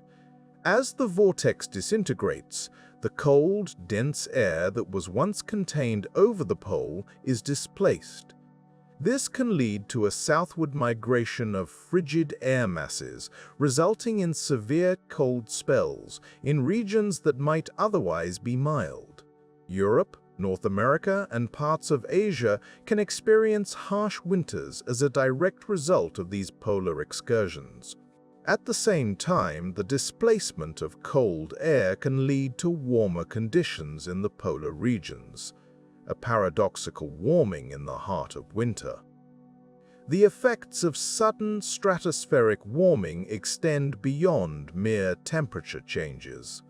The altered wind patterns can influence the jet stream, that fast-flowing ribbon of air high in the atmosphere. When the polar vortex weakens, the jet stream can become more sinuous, meandering more than usual and creating persistent weather patterns. These patterns can lead to prolonged cold or warm spells, increased storminess, or even drought, depending on the region and the specific atmospheric configuration. Despite our growing understanding of these phenomena, predicting sudden stratospheric warming events and their subsequent impacts remains a formidable challenge. The atmosphere's chaotic nature, coupled with the myriad factors influencing it, makes precise forecasting difficult. Scientists utilize sophisticated climate models to simulate these events. Yet, the inherent unpredictability of the atmosphere means that certainty often eludes us. The implications of polar vortex disruptions are not confined to short-term weather changes. There is an ongoing scientific inquiry into how these events might interact with broader climatic trends. Some researchers are examining potential links between a warming climate and increased frequency or intensity of sudden stratospheric warming events. Theories suggest that diminishing Arctic sea ice, which alters temperature gradients and atmospheric dynamics, could influence the stability of the polar vortex. However, the relationship between climate change and polar vortex behavior is complex and not yet fully understood. In this dance of atmospheric forces, the polar vortex stands as a testament to the intricate balance of the natural world. Its disruptions remind us of the interconnectedness of Earth's systems, where changes in one domain can ripple through the atmosphere, affecting distant lands and lives. As we continue to probe the mysteries of the polar vortex, we gain not only scientific insights but also a deeper appreciation for the dynamic planet we inhabit. Understanding these atmospheric phenomena is not merely an academic pursuit. It holds the potential to improve our ability to predict and adapt to the changing patterns of weather and climate, enhancing resilience in a world of increasing uncertainty. The atmosphere, vast and ever in motion, often seems to be a living tapestry of air currents, temperatures, and pressures, all interwoven to shape the climate of our world. Amongst the many fascinating phenomena it conjures, the heat dome stands as an intriguing testament to the power of atmospheric forces. Imagine, if you will, a colossal cap of warm air, stretching over vast expanses of land, trapping heat beneath it in a persistent embrace. This high-pressure system, known as a heat dome, is responsible for some of the most intense heat waves recorded, yet it remains a puzzle with pieces yet to be fully understood. The formation of a heat dome begins with a large high-pressure system that stalls over a region. Under normal circumstances, air circulates naturally, but within a heat dome, the high pressure acts like a lid, compressing the air beneath and preventing cooler air from moving in. As the sun continues to beat down, the trapped air warms further, creating an oven-like environment.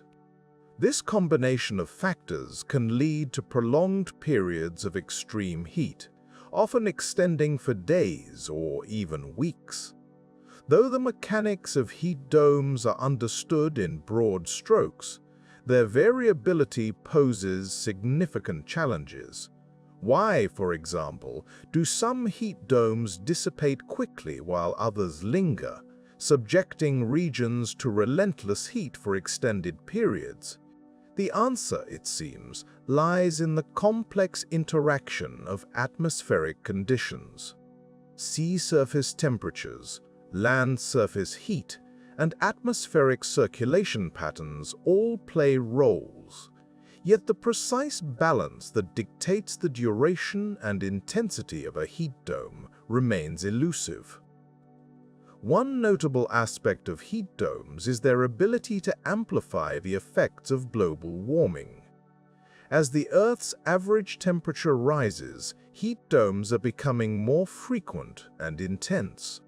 In recent years, regions such as North America and Europe have experienced unprecedented heat waves, with temperatures soaring to new records. The summer of 2021 saw a particularly severe heat dome in the Pacific Northwest of the United States and Canada, where temperatures reached levels previously thought impossible for the region. This event not only shattered temperature records, but also raised pressing questions about the future of heat domes in a warming world. The uncertainties surrounding heat domes are rooted in the intricacies of atmospheric science. While meteorologists can predict the formation of these systems, foreseeing their persistence and the extremes they may reach is considerably more challenging. This is partly due to the inherent complexity of atmospheric dynamics, where small changes can have significant impacts. The interplay of local and global factors, such as ocean currents and jet streams, adds layers of complexity that models strive to capture, but often fall short of fully representing. Understanding heat domes is not merely an academic pursuit. The implications for human health, agriculture, and infrastructure are profound. Prolonged heat waves can lead to increased mortality rates as vulnerable populations struggle to cope with soaring temperatures. Crops may wither under the relentless sun, leading to food shortages and economic strain. Moreover, the demand for energy surges as air conditioning units work overtime, stressing power grids and occasionally leading to blackouts. In the face of these challenges, scientists continue to refine their models, incorporating new data and employing advanced technologies to improve predictions. Satellites provide a wealth of information, capturing the Earth's atmospheric conditions in real time. Meanwhile, artificial intelligence and machine learning offer promising avenues for enhancing forecasting capabilities, though these tools are still in the early stages of application. While we strive to decipher the mysteries of heat domes, it is crucial to consider the broader implications of our findings. By understanding the conditions that give rise to these phenomena, we can better prepare for their impacts, developing strategies to mitigate their effects on society. This knowledge is vital as we adapt to a changing climate, ensuring that we remain resilient in the face of nature's extremes. In contemplating heat domes, we are reminded of the delicate balance that governs our planet's climate. The interaction of atmospheric forces, both seen and unseen, weave a complex web that defines the conditions we experience on the ground. As we delve deeper into the science of heat domes, we gain not only insights into these remarkable systems, but also a greater appreciation for the interconnectedness of the Earth's climate. As we turn our attention from the scientific to the philosophical, one might reflect on the ways in which understanding these atmospheric phenomena shapes our perspective on the world. The study of heat domes and other extreme weather events invites us to look beyond the immediate and consider the broader context of our existence on this planet. It challenges us to become stewards of the Earth, armed with knowledge and motivated by a sense of responsibility to protect the delicate systems that sustain life. In the end, the story of heat domes is one of curiosity and discovery, a testament to our ongoing quest to unravel the mysteries of the natural world. It is a journey that takes us from the surface of the Earth to the highest reaches of the atmosphere, revealing the beauty and complexity of the forces that shape our lives. As we continue this exploration, we do so with the understanding that each insight gained is a step towards a more informed and harmonious relationship with our planet. In the sprawling deserts of the world, there is a phenomenon that embodies the raw, unrestrained power of nature. A swirling, towering wall of dust known as a haboob. These colossal dust storms, which can rise to heights of over a kilometer and stretch for dozens of miles, appear almost as if conjured from the Earth itself. Yet, the mechanism behind their formation is both complex and fascinating, rooted in the intricate dance of atmospheric dynamics. At the heart of a haboob lies the downdraft of a thunderstorm. As the storm matures, the rain-cooled air within it begins to descend rapidly. This descending air, known as a downdraft, hits the ground with significant force. Upon impact, it spreads outwards in all directions, much like water spilling from an overturned glass. In arid regions where the ground is often dry and covered with loose sand and dust, this outflow picks up vast quantities of particulate matter, creating a dense, advancing wall of dust. The formation of a haboob is a vivid illustration of the power of micro-scale meteorological processes to produce large-scale phenomena. Despite the simplicity of the fundamental mechanics, predicting the precise behavior and intensity of haboobs remains an elusive challenge for scientists. The variability in their intensity across different regions is influenced by a multitude of factors, including the moisture content of the soil, the size and composition of dust particles, and even the topographical features of the landscape. The term Haboob has its origins in the Arabic language, meaning blasting or blowing, which aptly describes the forceful nature of these storms. They are most commonly associated with the arid regions of Sudan, where they were first documented, but they also occur in other desert areas, such as the Middle East, North Africa, and even parts of the southwestern United States. The variability in the intensity of haboobs is a subject of ongoing investigation. In some regions, such as the Sahara, the dust particles are primarily composed of fine silt, which can remain suspended in the air for extended periods, creating long-lasting and far-reaching dust storms.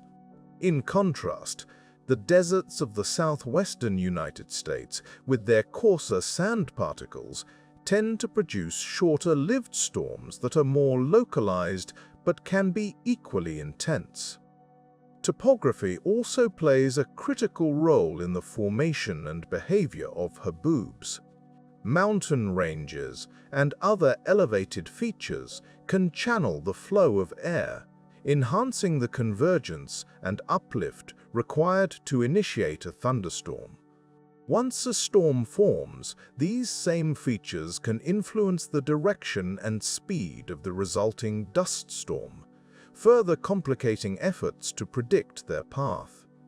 Despite the challenges, understanding haboobs is of significant importance, particularly in the context of their impact on human activities. Dust storms can severely reduce visibility, disrupt transportation, and pose health risks due to the inhalation of fine particulate matter. The tiny particles carried by these storms can also have far-reaching effects on ecosystems, influencing soil fertility and even impacting oceanic nutrient cycles when they are deposited far from their source. Scientists employ a variety of tools and techniques to study haboobs, from satellite imagery and ground-based observations to sophisticated computer models. These models attempt to simulate the conditions that lead to the formation of haboobs, taking into account factors such as atmospheric stability, surface winds, and humidity levels. However, the inherent complexity and variability of these storms mean that there is still much to learn. In recent years, advances in remote sensing technology have provided new insights into the structure and dynamics of haboobs. High-resolution satellite imagery allows scientists to observe these storms in unprecedented detail, revealing the intricate patterns and movements within the dust clouds. This information is crucial for refining predictive models and improving our understanding of the processes that drive these formidable natural events. Yet, the true challenge lies in the chaotic nature of the atmosphere itself. Like many other weather phenomena, haboobs are subject to the principles of chaos theory, where small variations in initial conditions can lead to vastly different outcomes. This sensitivity to initial conditions makes it difficult to predict the exact timing and intensity of individual storms, despite our growing understanding of the underlying mechanisms. Reflecting on the majesty and mystery of haboobs, one cannot help but marvel at the delicate balance of forces that shape our planet's atmosphere. These dust storms are a reminder of the dynamic and interconnected nature of the Earth's systems, where the actions of wind and weather can sculpt landscapes and influence climates over vast distances. In our quest to understand haboobs, we are reminded of the limits of human knowledge and the enduring complexity of the natural world. While we continue to make strides in forecasting and mitigating the impacts of these storms, they remain a testament to the power and unpredictability of the forces that govern our planet. As we delve deeper into the mysteries of Haboobs and strive to predict their behavior, we are not only advancing our scientific understanding, but also gaining a greater appreciation for the intricacies of the atmospheric processes that shape our world. The pursuit of this knowledge is not just an academic endeavor, but a vital component of our efforts to adapt to and coexist with the powerful forces of nature. As we turn our attention to the enigmatic world of cryogenic phenomena, we find ourselves venturing into landscapes of ice where nature crafts its own masterpieces, often unnoticed by the casual observer. Among the most captivating of these icy wonders are the ice circles, perfectly formed disks that float serenely on the surface of frigid rivers and lakes. Their symmetry and gentle rotation seem to defy the chaotic forces of nature that surround them. Ice circles form under a rather precise set of conditions. Typically found in slow-moving water during the colder months, they begin when a section of ice breaks away and starts to rotate. This rotation is often initiated by a gentle current or a vortex beneath the water's surface. As the disk spins, its edges are gradually sculpted by the surrounding ice, creating a nearly perfect circle. The phenomenon is rare, not simply due to the specific environmental conditions required, but also because of its fleeting existence. These icy disks are ephemeral, melting away or freezing solid with changes in temperature and water flow. Despite their beauty, ice circles remain under-researched in the scientific community. Their occurrence is sporadic, and the conditions under which they form are not easily replicated in a controlled environment. While there have been attempts to simulate their formation, the complexity of natural water systems means that laboratory recreations often fall short of capturing the full intricacy of the process. Observations in the field are equally challenging, as these ice formations may form in remote or inaccessible areas, making systematic study difficult. A different kind of icy spectacle can be found in the phenomenon known as ice tsunamis, or more scientifically, ice shoves. These events occur when strong winds or shifting ice sheets push piles of ice onto the shores of lakes and seas. The result is a wall of ice that can climb several meters high, advancing with a sound akin to thunder as it crushes everything in its path. The mechanics of ice tsunamis are relatively well understood. They arise when wind or water currents exert sufficient force on a sheet of ice to drive it ashore. Yet, predicting exactly when and where they will occur remains elusive, as it depends on a delicate interplay of weather conditions, ice thickness, and geographical features. The spectacle of an ice tsunami is both awe-inspiring and a powerful reminder of nature's ability to reshape landscapes in moments. Unlike their oceanic namesakes, ice tsunamis do not result from seismic activity, but rather from the sheer force of nature's breath and the relentless push of water currents. Despite their dramatic nature, these events are not frequently studied, in part due to their sporadic occurrence and the difficulty in accessing affected areas.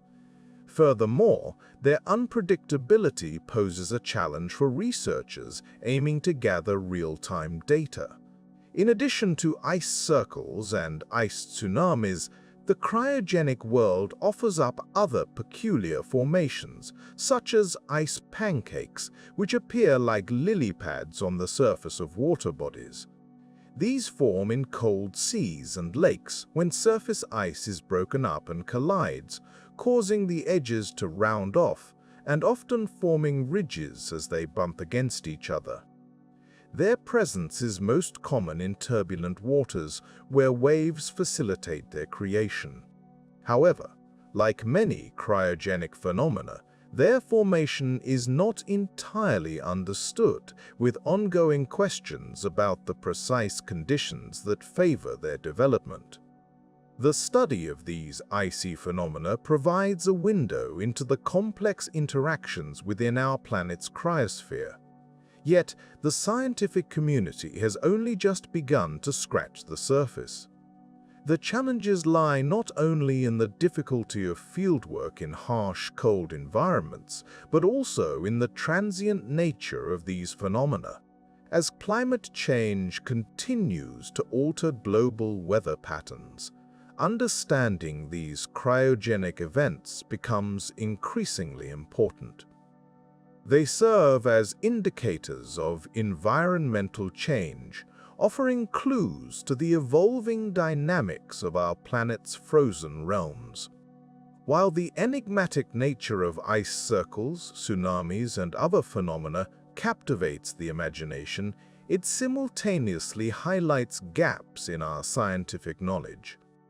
These gaps exist not from a lack of curiosity, but rather from the formidable challenges posed by the study of such dynamic and ephemeral systems. As technology advances and our capacity to monitor remote regions improves, perhaps these icy wonders will reveal more of their secrets, offering insights not only into the mechanics of ice, but also into broader climatic processes.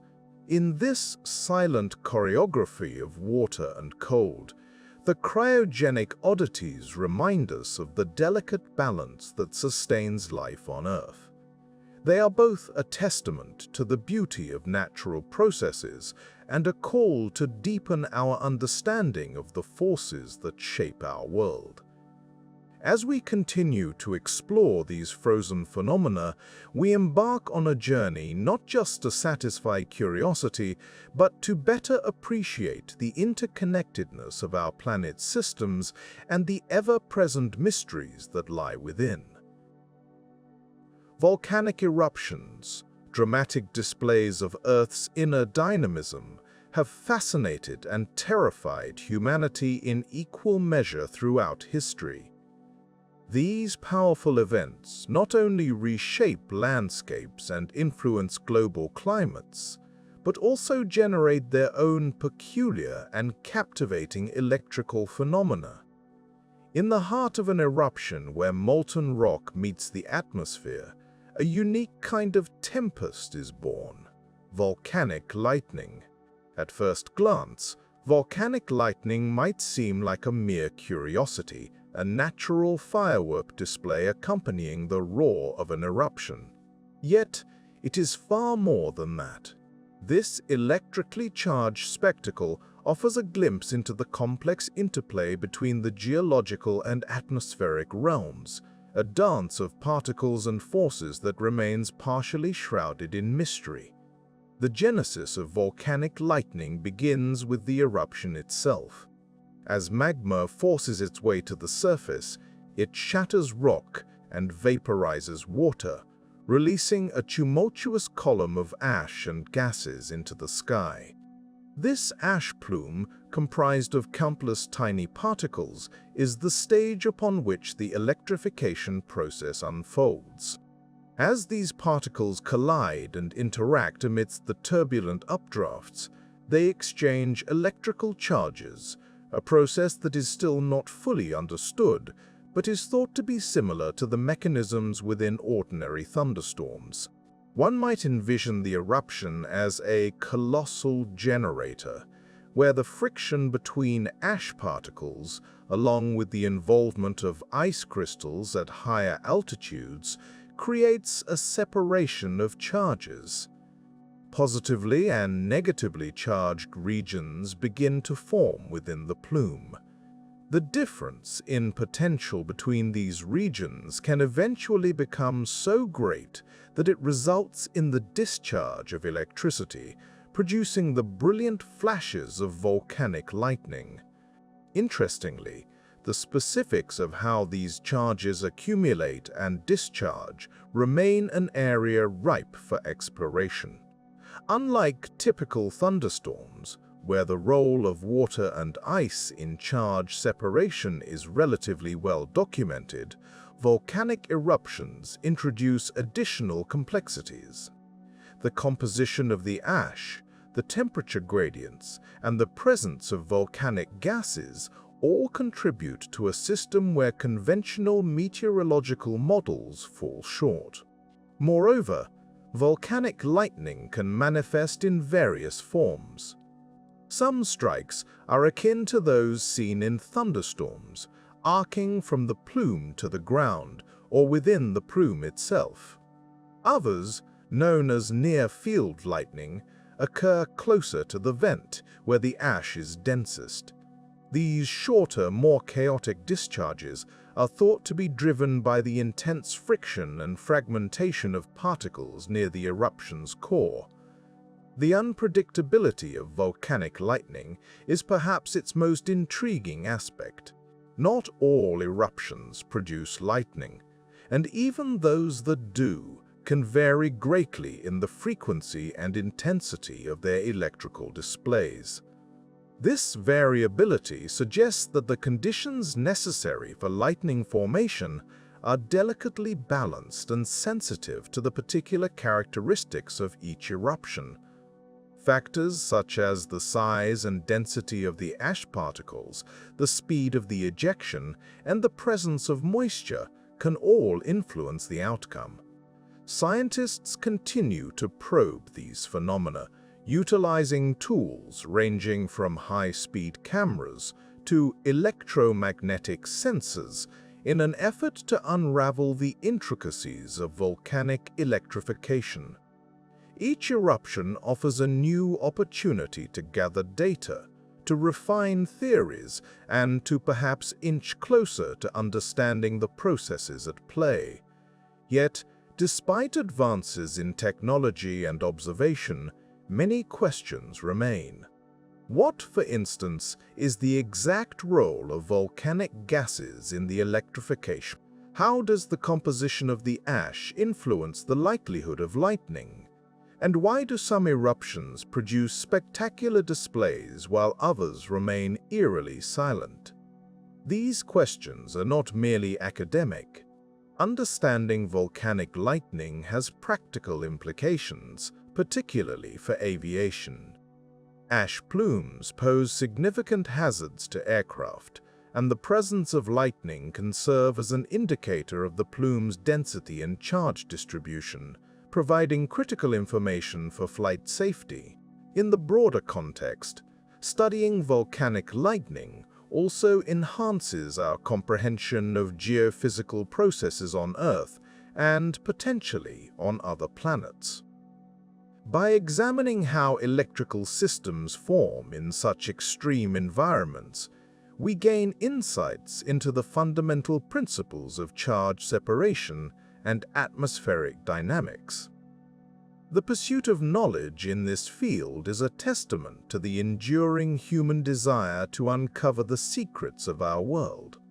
Each flash of volcanic lightning is a reminder of the power and mystery contained within the Earth's crust, a signal from the depths that there is still much to learn. As we stand in awe of these natural spectacles, we are reminded of our place in the universe, observers on a planet where the forces of nature continue to surprise and inspire. The study of volcanic lightning is but one chapter in the story of our quest to understand the Earth, a journey that is as unpredictable and electrifying as the phenomena we seek to explore. In the hushed stillness before the Earth shudders beneath our feet, there are tales of mysterious lights that dance across the sky. These are the earthquake lights, phenomena that have intrigued scientists and lay people alike. As we ponder these atmospheric signals, we delve into a realm where the boundaries between Earth and sky blur, and the known edges of scientific understanding are gently nudged by curiosity. Reports of these lights date back centuries, with historical accounts describing luminous apparitions in the sky moments before the ground trembled. From the hills of Japan to the valleys of South America, these enigmatic illuminations have been chronicled in diverse cultures, sparking both awe and fear. Observers have described them as everything from orbs of light to ethereal glows, their appearance as varied as the landscapes over which they hover. The scientific community, ever cautious, approaches these accounts with both intrigue and skepticism. For years, earthquake lights were considered by many as little more than folklore, tales woven by those seeking mystical explanations for natural disasters. Yet, as technology advanced and more systematic observations were made, the existence of these lights gained a foothold in scientific inquiry. One hypothesis suggests that these luminous phenomena may be the result of piezoelectricity. Certain types of rocks, such as quartz, can generate an electrical charge when subjected to mechanical stress. As tectonic plates grind against each other, the stress accumulates, potentially leading to the release of electrical discharges. These discharges might manifest as visible light, flickering across the sky like a silent herald of the impending quake. Another school of thought considers the role of ionized plasma. As the Earth's crust is stressed, it could release charged particles into the atmosphere. These ions might interact with the air, creating a glow akin to the auroras that grace polar skies. It's a hypothesis that invites us to imagine the atmosphere as a canvas, painted not just by the solar winds, but also by the deeper, more primal forces of our planet. There's also the theory of tectonic stress, induced luminescence, which posits that these lights are a product of the immense pressure and friction occurring within the Earth's crust. As faults slip and rocks fracture, the energy released could create a glow, a brief illumination of the sky that mirrors the tumult below. Despite the appeal of these theories, the phenomenon of earthquake lights remains shrouded in mystery. One challenge lies in the sheer unpredictability of earthquakes themselves. Unlike storms or volcanic eruptions, which often give some warning, earthquakes strike with little to no prelude. This makes it exceedingly difficult to study the lights in a controlled manner, leaving scientists reliant on anecdotal reports and occasional serendipitous observations. In recent years, however, advances in technology have offered new tools for investigation. Satellite imagery, capable of capturing wide swaths of the Earth at a time, occasionally records these elusive lights, providing valuable data that can be analyzed to glean insights into their nature. Additionally, networks of sensors placed in earthquake-prone regions are starting to capture more detailed information about the atmospheric conditions preceding seismic events.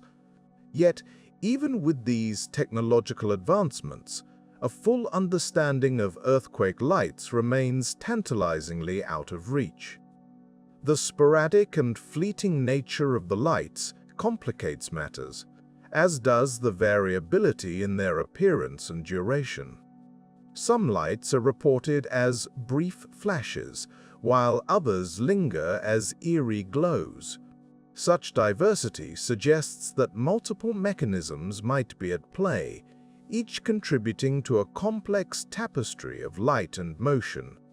The implications of understanding earthquake lights extend beyond mere academic curiosity. If these lights can be reliably linked to seismic activity, they might serve as a rudimentary warning system, providing seconds or even minutes of advance notice before an earthquake strikes. This potential early warning could save countless lives, offering just enough time for people to seek shelter or for automated systems to shut down critical infrastructure. However, the path from observation to practical application is fraught with challenges.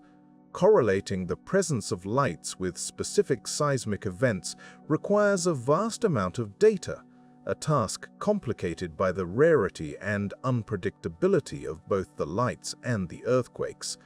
Moreover, the potential for false alarms must be carefully managed, as the costs of unnecessary panic could outweigh the benefits. In the quiet, contemplative moments as we gaze skyward, pondering these atmospheric enigmas, we are reminded of the vastness of what we do not know. The universe, and indeed our own planet, is filled with mysteries that beckon us to explore, to question, and to learn. Earthquake lights, with their ethereal beauty and elusive nature, stand as a testament to the intricate and often inscrutable dance of nature's forces. As science continues its steady march forward, propelled by curiosity and a desire to understand, we hold onto the hope that one day the secrets of these lights will be unveiled. Until then, we remain observers, humbled by the power and complexity of the natural world, ever watchful for the silent signals that may light up the sky before the earth stirs below. In the vast theater of atmospheric phenomena, the stage is often dominated by displays of lightning, a spectacle both electrifying and enigmatic. Amongst these luminous actors, there exists a particularly rare and striking performer known as the superbolt. These bolts of lightning, 1,000 times brighter than their common counterparts, intrigue scientists and leave us pondering the mysteries of nature's electrical might. Superbolts are not your typical lightning. While ordinary lightning can illuminate the sky in brilliant flashes, superbolts are capable of turning night into day, momentarily overpowering the heavens with their intense brightness. They are predominantly observed over the open oceans, a curious detail that adds to their mystique. But what causes these extraordinary flashes, and why do they appear so infrequently? At the heart of any lightning event, including superbolts, is a process of charge separation within storm clouds. This begins when ice particles within the cloud collide, transferring charge amongst them.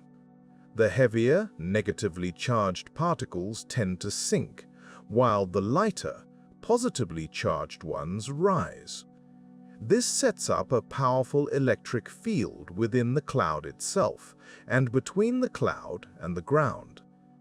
When this electric field becomes strong enough, it overcomes the insulating properties of the air, resulting in a rapid discharge of electricity, a lightning bolt. Yet, the precise mechanisms that lead to the formation of a superbolt, as opposed to a typical lightning strike, remain elusive. One hypothesis suggests that superbolts could be the result of an unusually large buildup of electrical charge. This accumulation might occur due to unique atmospheric conditions, perhaps involving differences in temperature, humidity, or even the influence of cosmic rays. High-energy particles from space that can ionize air molecules, potentially enhancing the electric field. Another intriguing theory considers the role of the ocean. Oceans cover over 70% of the Earth's surface and possess unique features that might contribute to the conditions necessary for superbolts. The conductivity of seawater, combined with the vast expanse of open water, might influence the dynamics of lightning in ways not fully understood. This could help to explain why superbolts are more frequently observed over these maritime expanses rather than over land.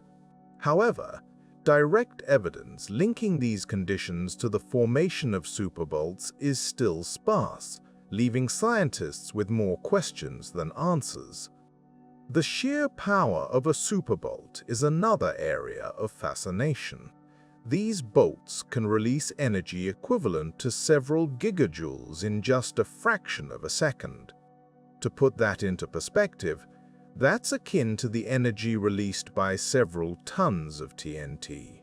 Such immense energy output not only demands a significant buildup of electrical charge, but also a mechanism to release it explosively, which remains a challenge for current models to accurately simulate. Additionally, the distribution of superbolts offers some clues, albeit puzzling ones. Satellite data has shown that superbolts are more frequent in the months of November to February, predominantly over the North Atlantic Ocean and the Mediterranean Sea.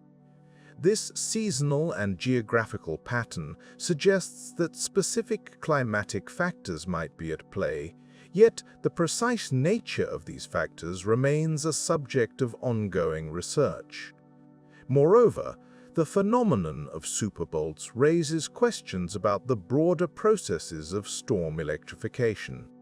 Traditional models of lightning formation focus on the microphysical processes within clouds, such as the interaction of ice and water particles.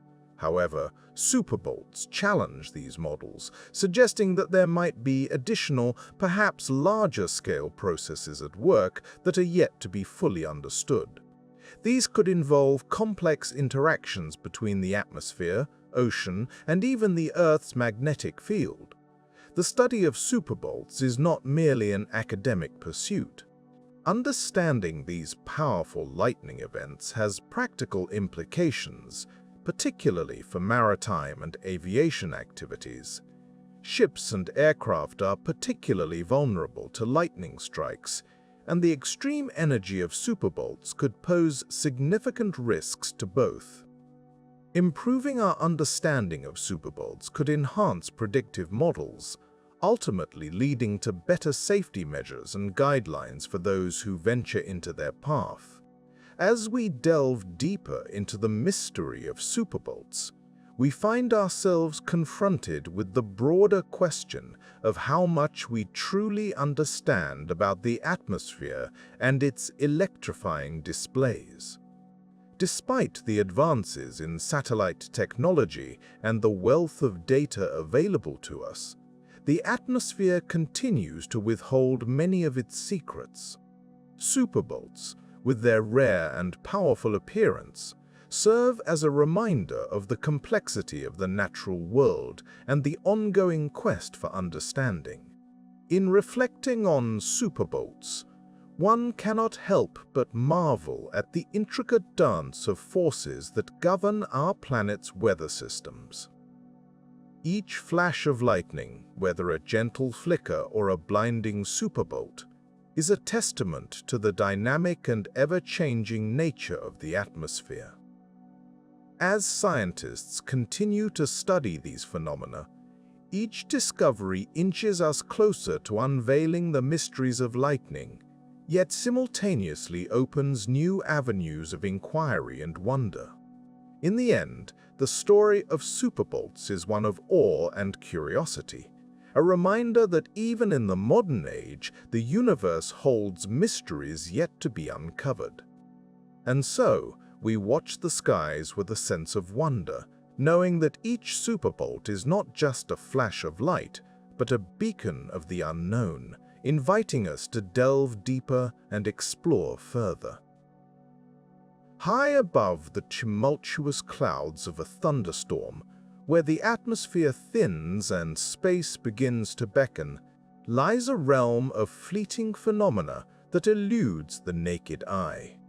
These are the transient luminous events known as sprites, elves, and blue jets, captivating atmospheric fireworks that offer a glimpse into the mysterious interplay between weather and space physics. Sprites, appearing as ethereal red tendrils, extend upward from the top of a thundercloud, flickering momentarily in the mesosphere.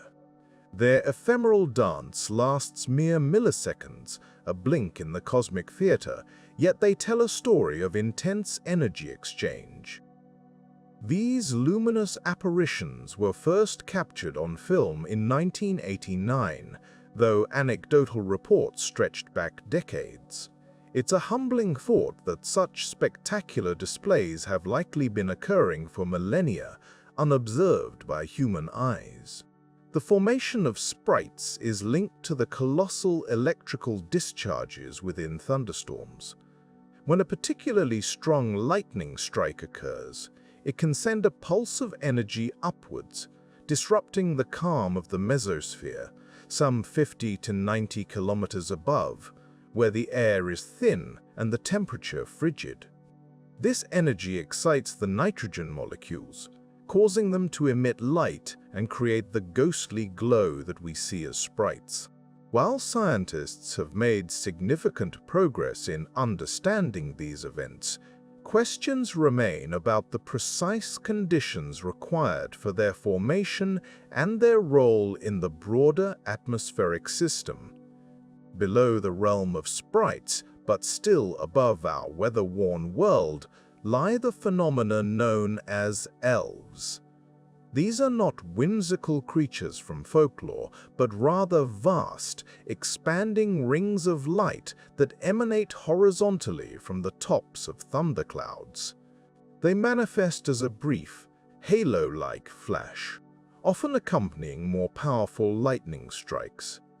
Elves are believed to result from electromagnetic pulses generated by lightning, which travel upwards and interact with the ionosphere, the charged layer of the atmosphere extending from about 60 to 1,000 kilometers above the Earth's surface. The ionosphere itself is a fascinating region, a dynamic interface between our planet and the vastness of space. It plays a crucial role in transmitting radio waves and in our global communication systems. Yet, the interaction between thunderstorms and the ionosphere, as seen through events like elves, is not fully understood. Each occurrence provides a fleeting connection between the Earth's weather systems and the space environment, a cosmic conversation that we are only beginning to decipher. Rising from the tops of thunderstorms, like elegant spears of light, are blue jets. These luminous blue beams shoot upwards from the cloud tops, reaching heights of 40 to 50 kilometers. They are rarer and more enigmatic than their sprite and elven cousins, and their study is complicated by their fleeting nature and the difficulty in observing them from the ground. Blue jets originate from the core of the storm, where the electrical field is strongest, and they are thought to result from a different mechanism than sprites or elves, involving the breakdown of electric fields within the cloud tops. The study of these transient luminous events is still in its infancy. They occur in a part of the atmosphere that is challenging to observe with traditional meteorological tools, requiring specialized equipment such as high-speed cameras, satellite sensors, and aircraft observations to capture their brief appearances and unravel their mysteries. Each recorded event adds a piece to the puzzle, yet the overall picture remains incomplete. One of the most intriguing aspects of these phenomena is their potential impact on space weather. Space weather refers to the environmental conditions in space as influenced by the sun and the solar wind. Just as terrestrial weather can affect our daily lives, space weather can have significant implications for satellites, astronauts, and even power grids on Earth. The interactions between thunderstorms and the ionosphere, as evidenced by these luminous events, suggest that weather on Earth may play a more significant role in space physics than previously thought. Moreover, the study of sprites, elves, and blue jets provides insight into the fundamental processes of electrical discharge and energy transfer in the atmosphere. By understanding the physics of these events, scientists hope to gain a greater understanding of the electrical characteristics of thunderstorms, which can, in turn, improve our understanding of lightning, a key factor in atmospheric chemistry and the global electric circuit. The exploration of these transient, luminous events is a reminder of the layers of complexity and wonder that exist above us. As we continue to probe the interactions between the Earth's atmosphere and space, we are reminded of the interconnectedness of our planet and the universe beyond. Each sprite, elf, and blue jet is a brief yet profound reminder that there is much we have yet to learn about the world above and the intricate dance of forces that govern our skies. In this exploration, the boundaries between the known and unknown are blurred, and the thrill of discovery is ever present. As scientific techniques advance and our observation capabilities improve, we stand on the cusp of understanding these captivating phenomena. Each observation, each measurement, brings us closer to unveiling the secrets that lie within the transient luminous events that bridge our world with the cosmos.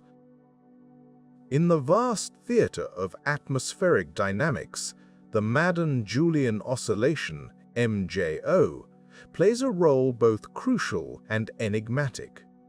This tropical phenomenon, though perhaps less heralded in the public consciousness than more immediately dramatic weather systems, exerts a profound influence on global weather patterns. It is a cyclical dance that unfolds over 30 to 60 days, a rhythmic pulse that resonates through the tropical regions and beyond, impacting weather far from its origin. The MJO is a complex system that involves two main components: a large-scale area of enhanced rainfall, followed by an equally expansive area of suppressed rainfall.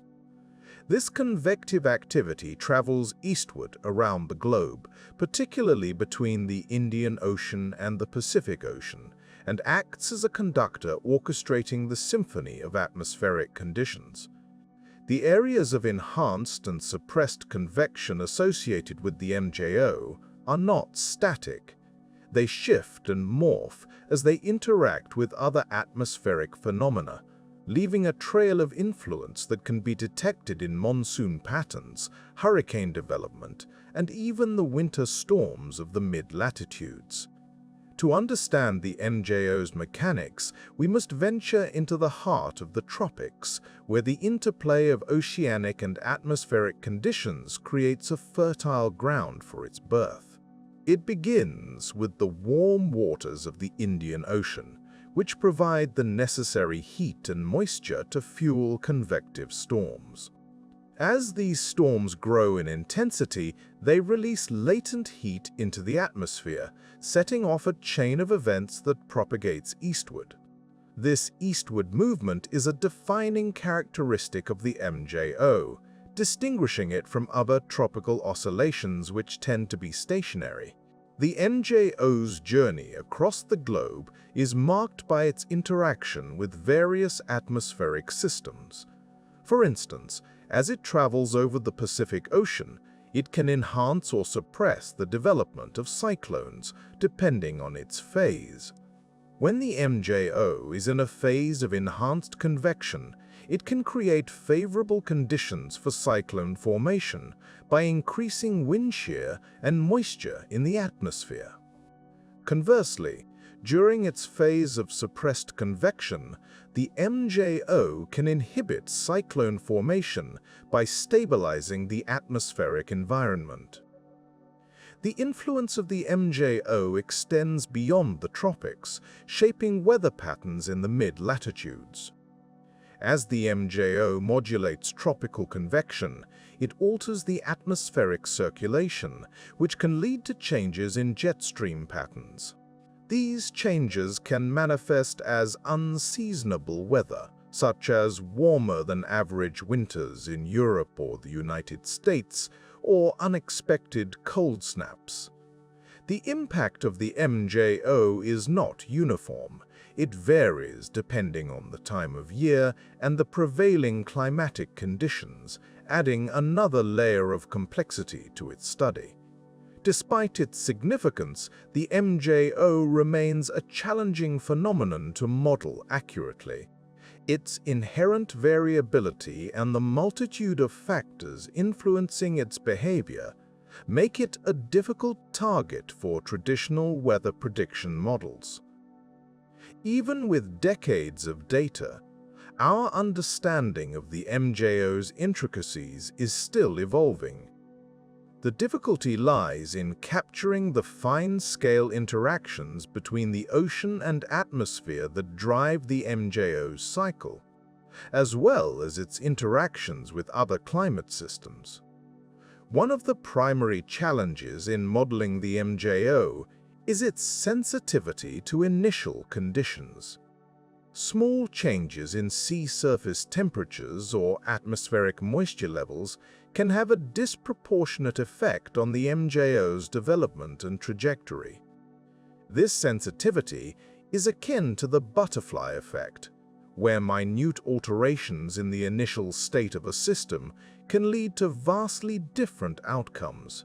Such chaotic behavior is a hallmark of many atmospheric phenomena and underscores the limitations of current predictive models.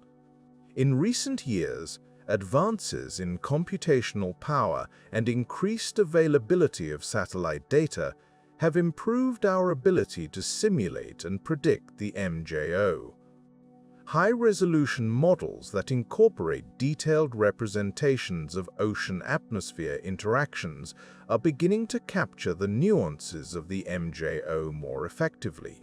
However, there remains a significant gap between these models' outputs and the MJO's observed behavior, highlighting areas in need of further research. Understanding the MJO is not merely an academic exercise.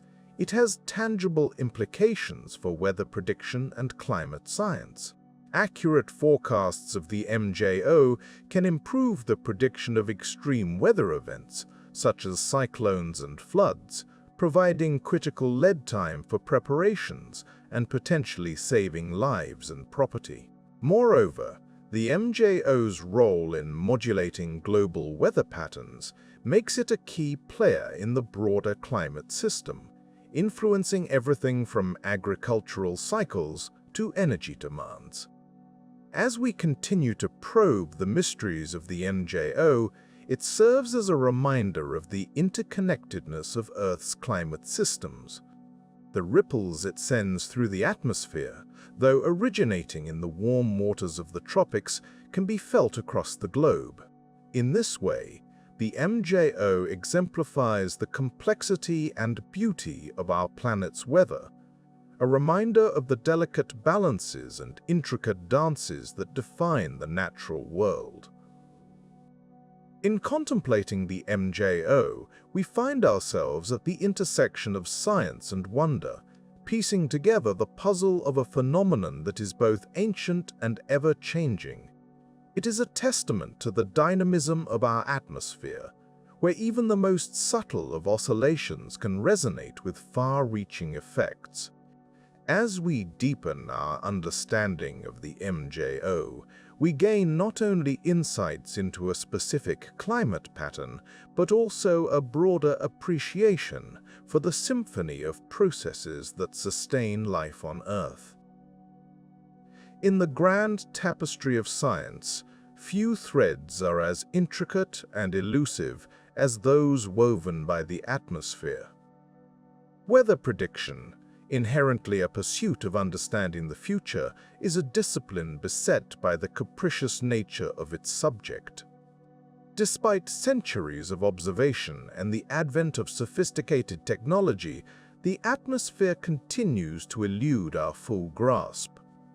The question remains, why do our models, remarkable though they are, still falter when faced with the extremes?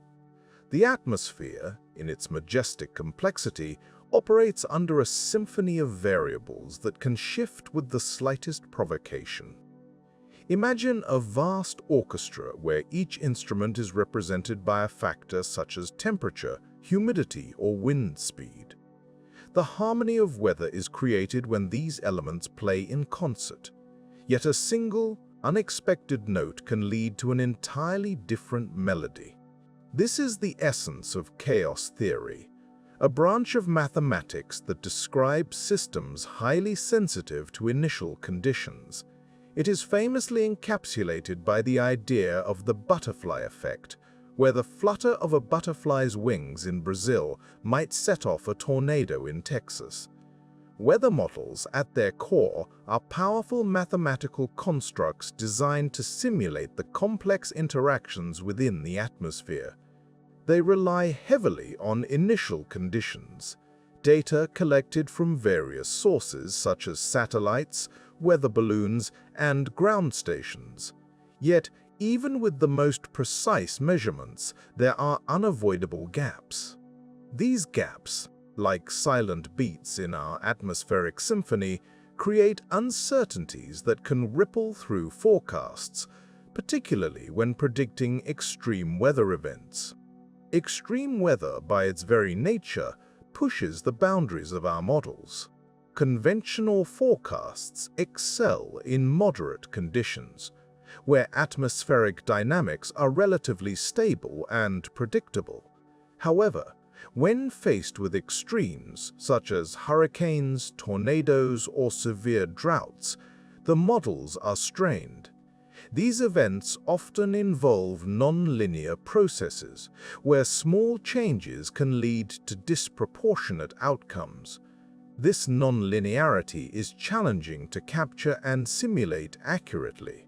Moreover, the resolution of data remains a substantial hurdle. High-resolution models offer more precise predictions by dividing the atmosphere into smaller, more manageable grid cells. However, the computational power required to run these models at such fine scales is immense. As a result, many operational models must balance resolution with computational feasibility, often leading to a compromise that can obscure smaller-scale phenomena critical for predicting extremities. The physics of the atmosphere, though extensively studied, is not fully understood. Our models are built on equations that approximate these physical laws, yet they remain just that, approximations. Certain processes, like cloud formation and turbulence, involve complex interactions that are difficult to quantify precisely. These processes can significantly influence weather outcomes, particularly during extreme events, where even minor discrepancies can cascade into substantial errors. In an era where climate change is altering baseline conditions, these challenges are exacerbated. As global temperatures rise, the atmosphere's dynamics are shifting, introducing new patterns and intensifying existing ones. This adds an additional layer of complexity to forecasting efforts, as models must continuously adapt to these evolving conditions. Despite these challenges, the future of weather prediction holds promise. Advances in technology are paving the way for more accurate and reliable forecasts. Satellites, equipped with advanced sensors, provide a wealth of data on atmospheric conditions, capturing details previously beyond our reach. These observations enhance our understanding and feed directly into models, improving their initial conditions and subsequent accuracy. Artificial intelligence, AI, and machine learning are also making significant strides in the field. These technologies excel at identifying patterns within large datasets, offering the potential to uncover insights that might elude traditional statistical techniques. AI can assist in refining models, enhancing their ability to predict extreme weather by learning from past events and identifying subtle signals that precede them. Furthermore, the development of new sensors and instruments promises to fill existing data gaps. Innovations such as drones and unmanned aerial vehicles (UAVs) can access regions of the atmosphere challenging for traditional methods, offering real-time data critical for short-term forecasts and severe weather warnings. The collaborative nature of scientific endeavor means that advancements in one area often inform and accelerate progress in others. International partnerships and open data initiatives facilitate the sharing of knowledge and resources, ensuring that the global scientific community can work together to improve atmospheric models and forecasting techniques. While the quest for perfect weather prediction may remain elusive, the ongoing dedication to understanding our atmosphere is a testament to human curiosity and resilience. In embracing both the known and the unknown, we continue to inch closer to that harmony, where the symphony of the skies might be played with greater clarity and precision. In this journey, we are reminded that the beauty of science lies not just in the answers we uncover, but also in the questions that guide us. The atmosphere, with all its mystery and complexity, remains a frontier of exploration, a realm where each discovery adds a note to our understanding, and where every challenge invites us to listen more closely, to delve deeper, and to imagine what might yet be revealed. As we draw our journey through the mysteries of our planet's atmosphere to a close, we find ourselves standing on the precipice of understanding, gazing into the vast, swirling complexity that governs the weather.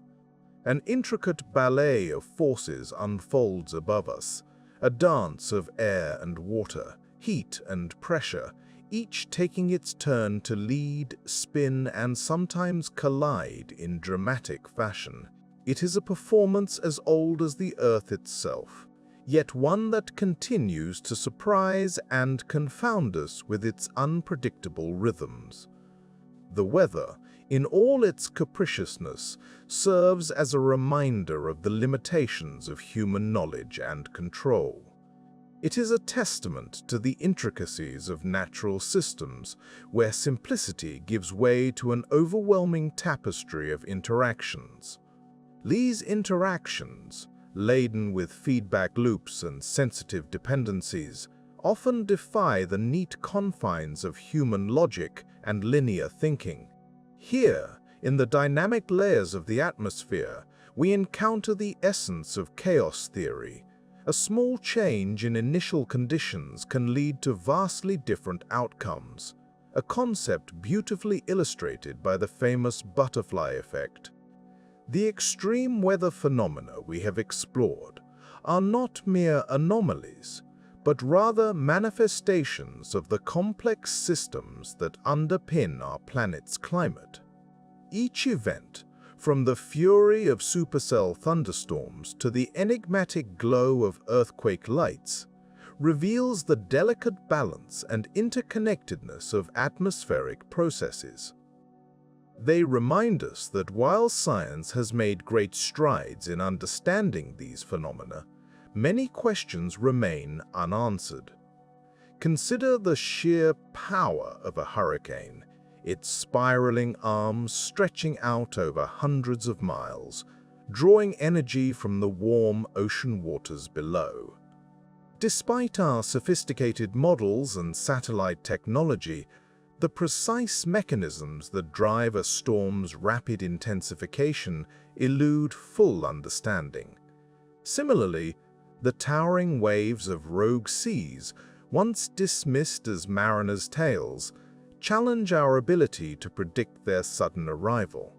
These mysteries persist, not for lack of effort or intellect, but because the systems involved are fundamentally complex, governed by variables that are often hidden or difficult to measure. In our quest for understanding, we rely heavily on the tools of science, observation, hypothesis, and experimentation. Yet the atmosphere operates on scales both vast and minute, demanding a synthesis of disciplines from meteorology to oceanography, physics to mathematics. It is a field where collaboration is not just beneficial, but essential. The atmosphere does not respect human boundaries. It is a global phenomenon that requires a global perspective. There is a quiet humility in acknowledging the limits of our predictions. Models, no matter how advanced, are simplifications, reliant on the data and assumptions we feed them. They provide a glimpse, a forecast, but not a certainty. The chaotic nature of weather means that even with the best technology, surprises are inevitable. This uncertainty is not a failure. Rather, it is a reflection of the challenge we face in attempting to decode nature's language. Yet, within this uncertainty lies potential. With every question posed and every puzzle solved, we inch closer to a more profound understanding of our world. Each discovery is a stepping stone, offering insights that can lead to better predictions, improved safety, and more effective responses to the challenges posed by extreme weather. The knowledge we gain has implications far beyond the realm of science. It affects agriculture, infrastructure, and policy, shaping how we live and interact with our environment.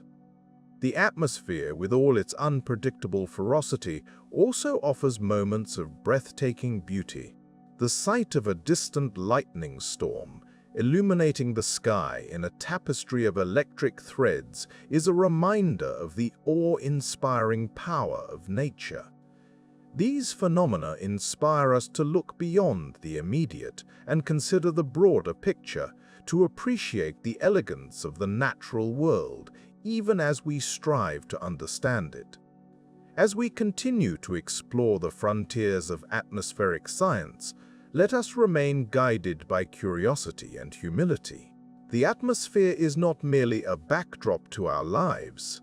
It is an active participant, shaping the climate, influencing weather patterns, and even affecting our daily decisions. In seeking to understand its complexities, we are engaging with one of the greatest challenges in science today. The pursuit of knowledge is a journey, not a destination. Each discovery about the atmosphere opens new avenues of inquiry, new questions to ponder. The weather, with all its extremes, remains a frontier of uncertainty, a testament to the complexity and wonder of our planet. As we stand on this frontier, let us embrace the unknown with open minds and a sense of wonder, for it is in the exploration of the unknown that we find the true spirit of science. In the end, the atmosphere teaches us that while we may never have all the answers, the quest for understanding is a worthy endeavor.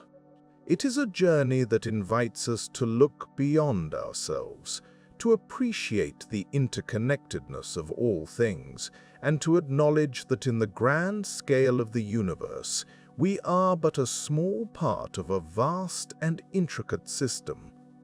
Let us continue to explore, to question, and to learn, For it is through this exploration that we grow, both as individuals and as a collective.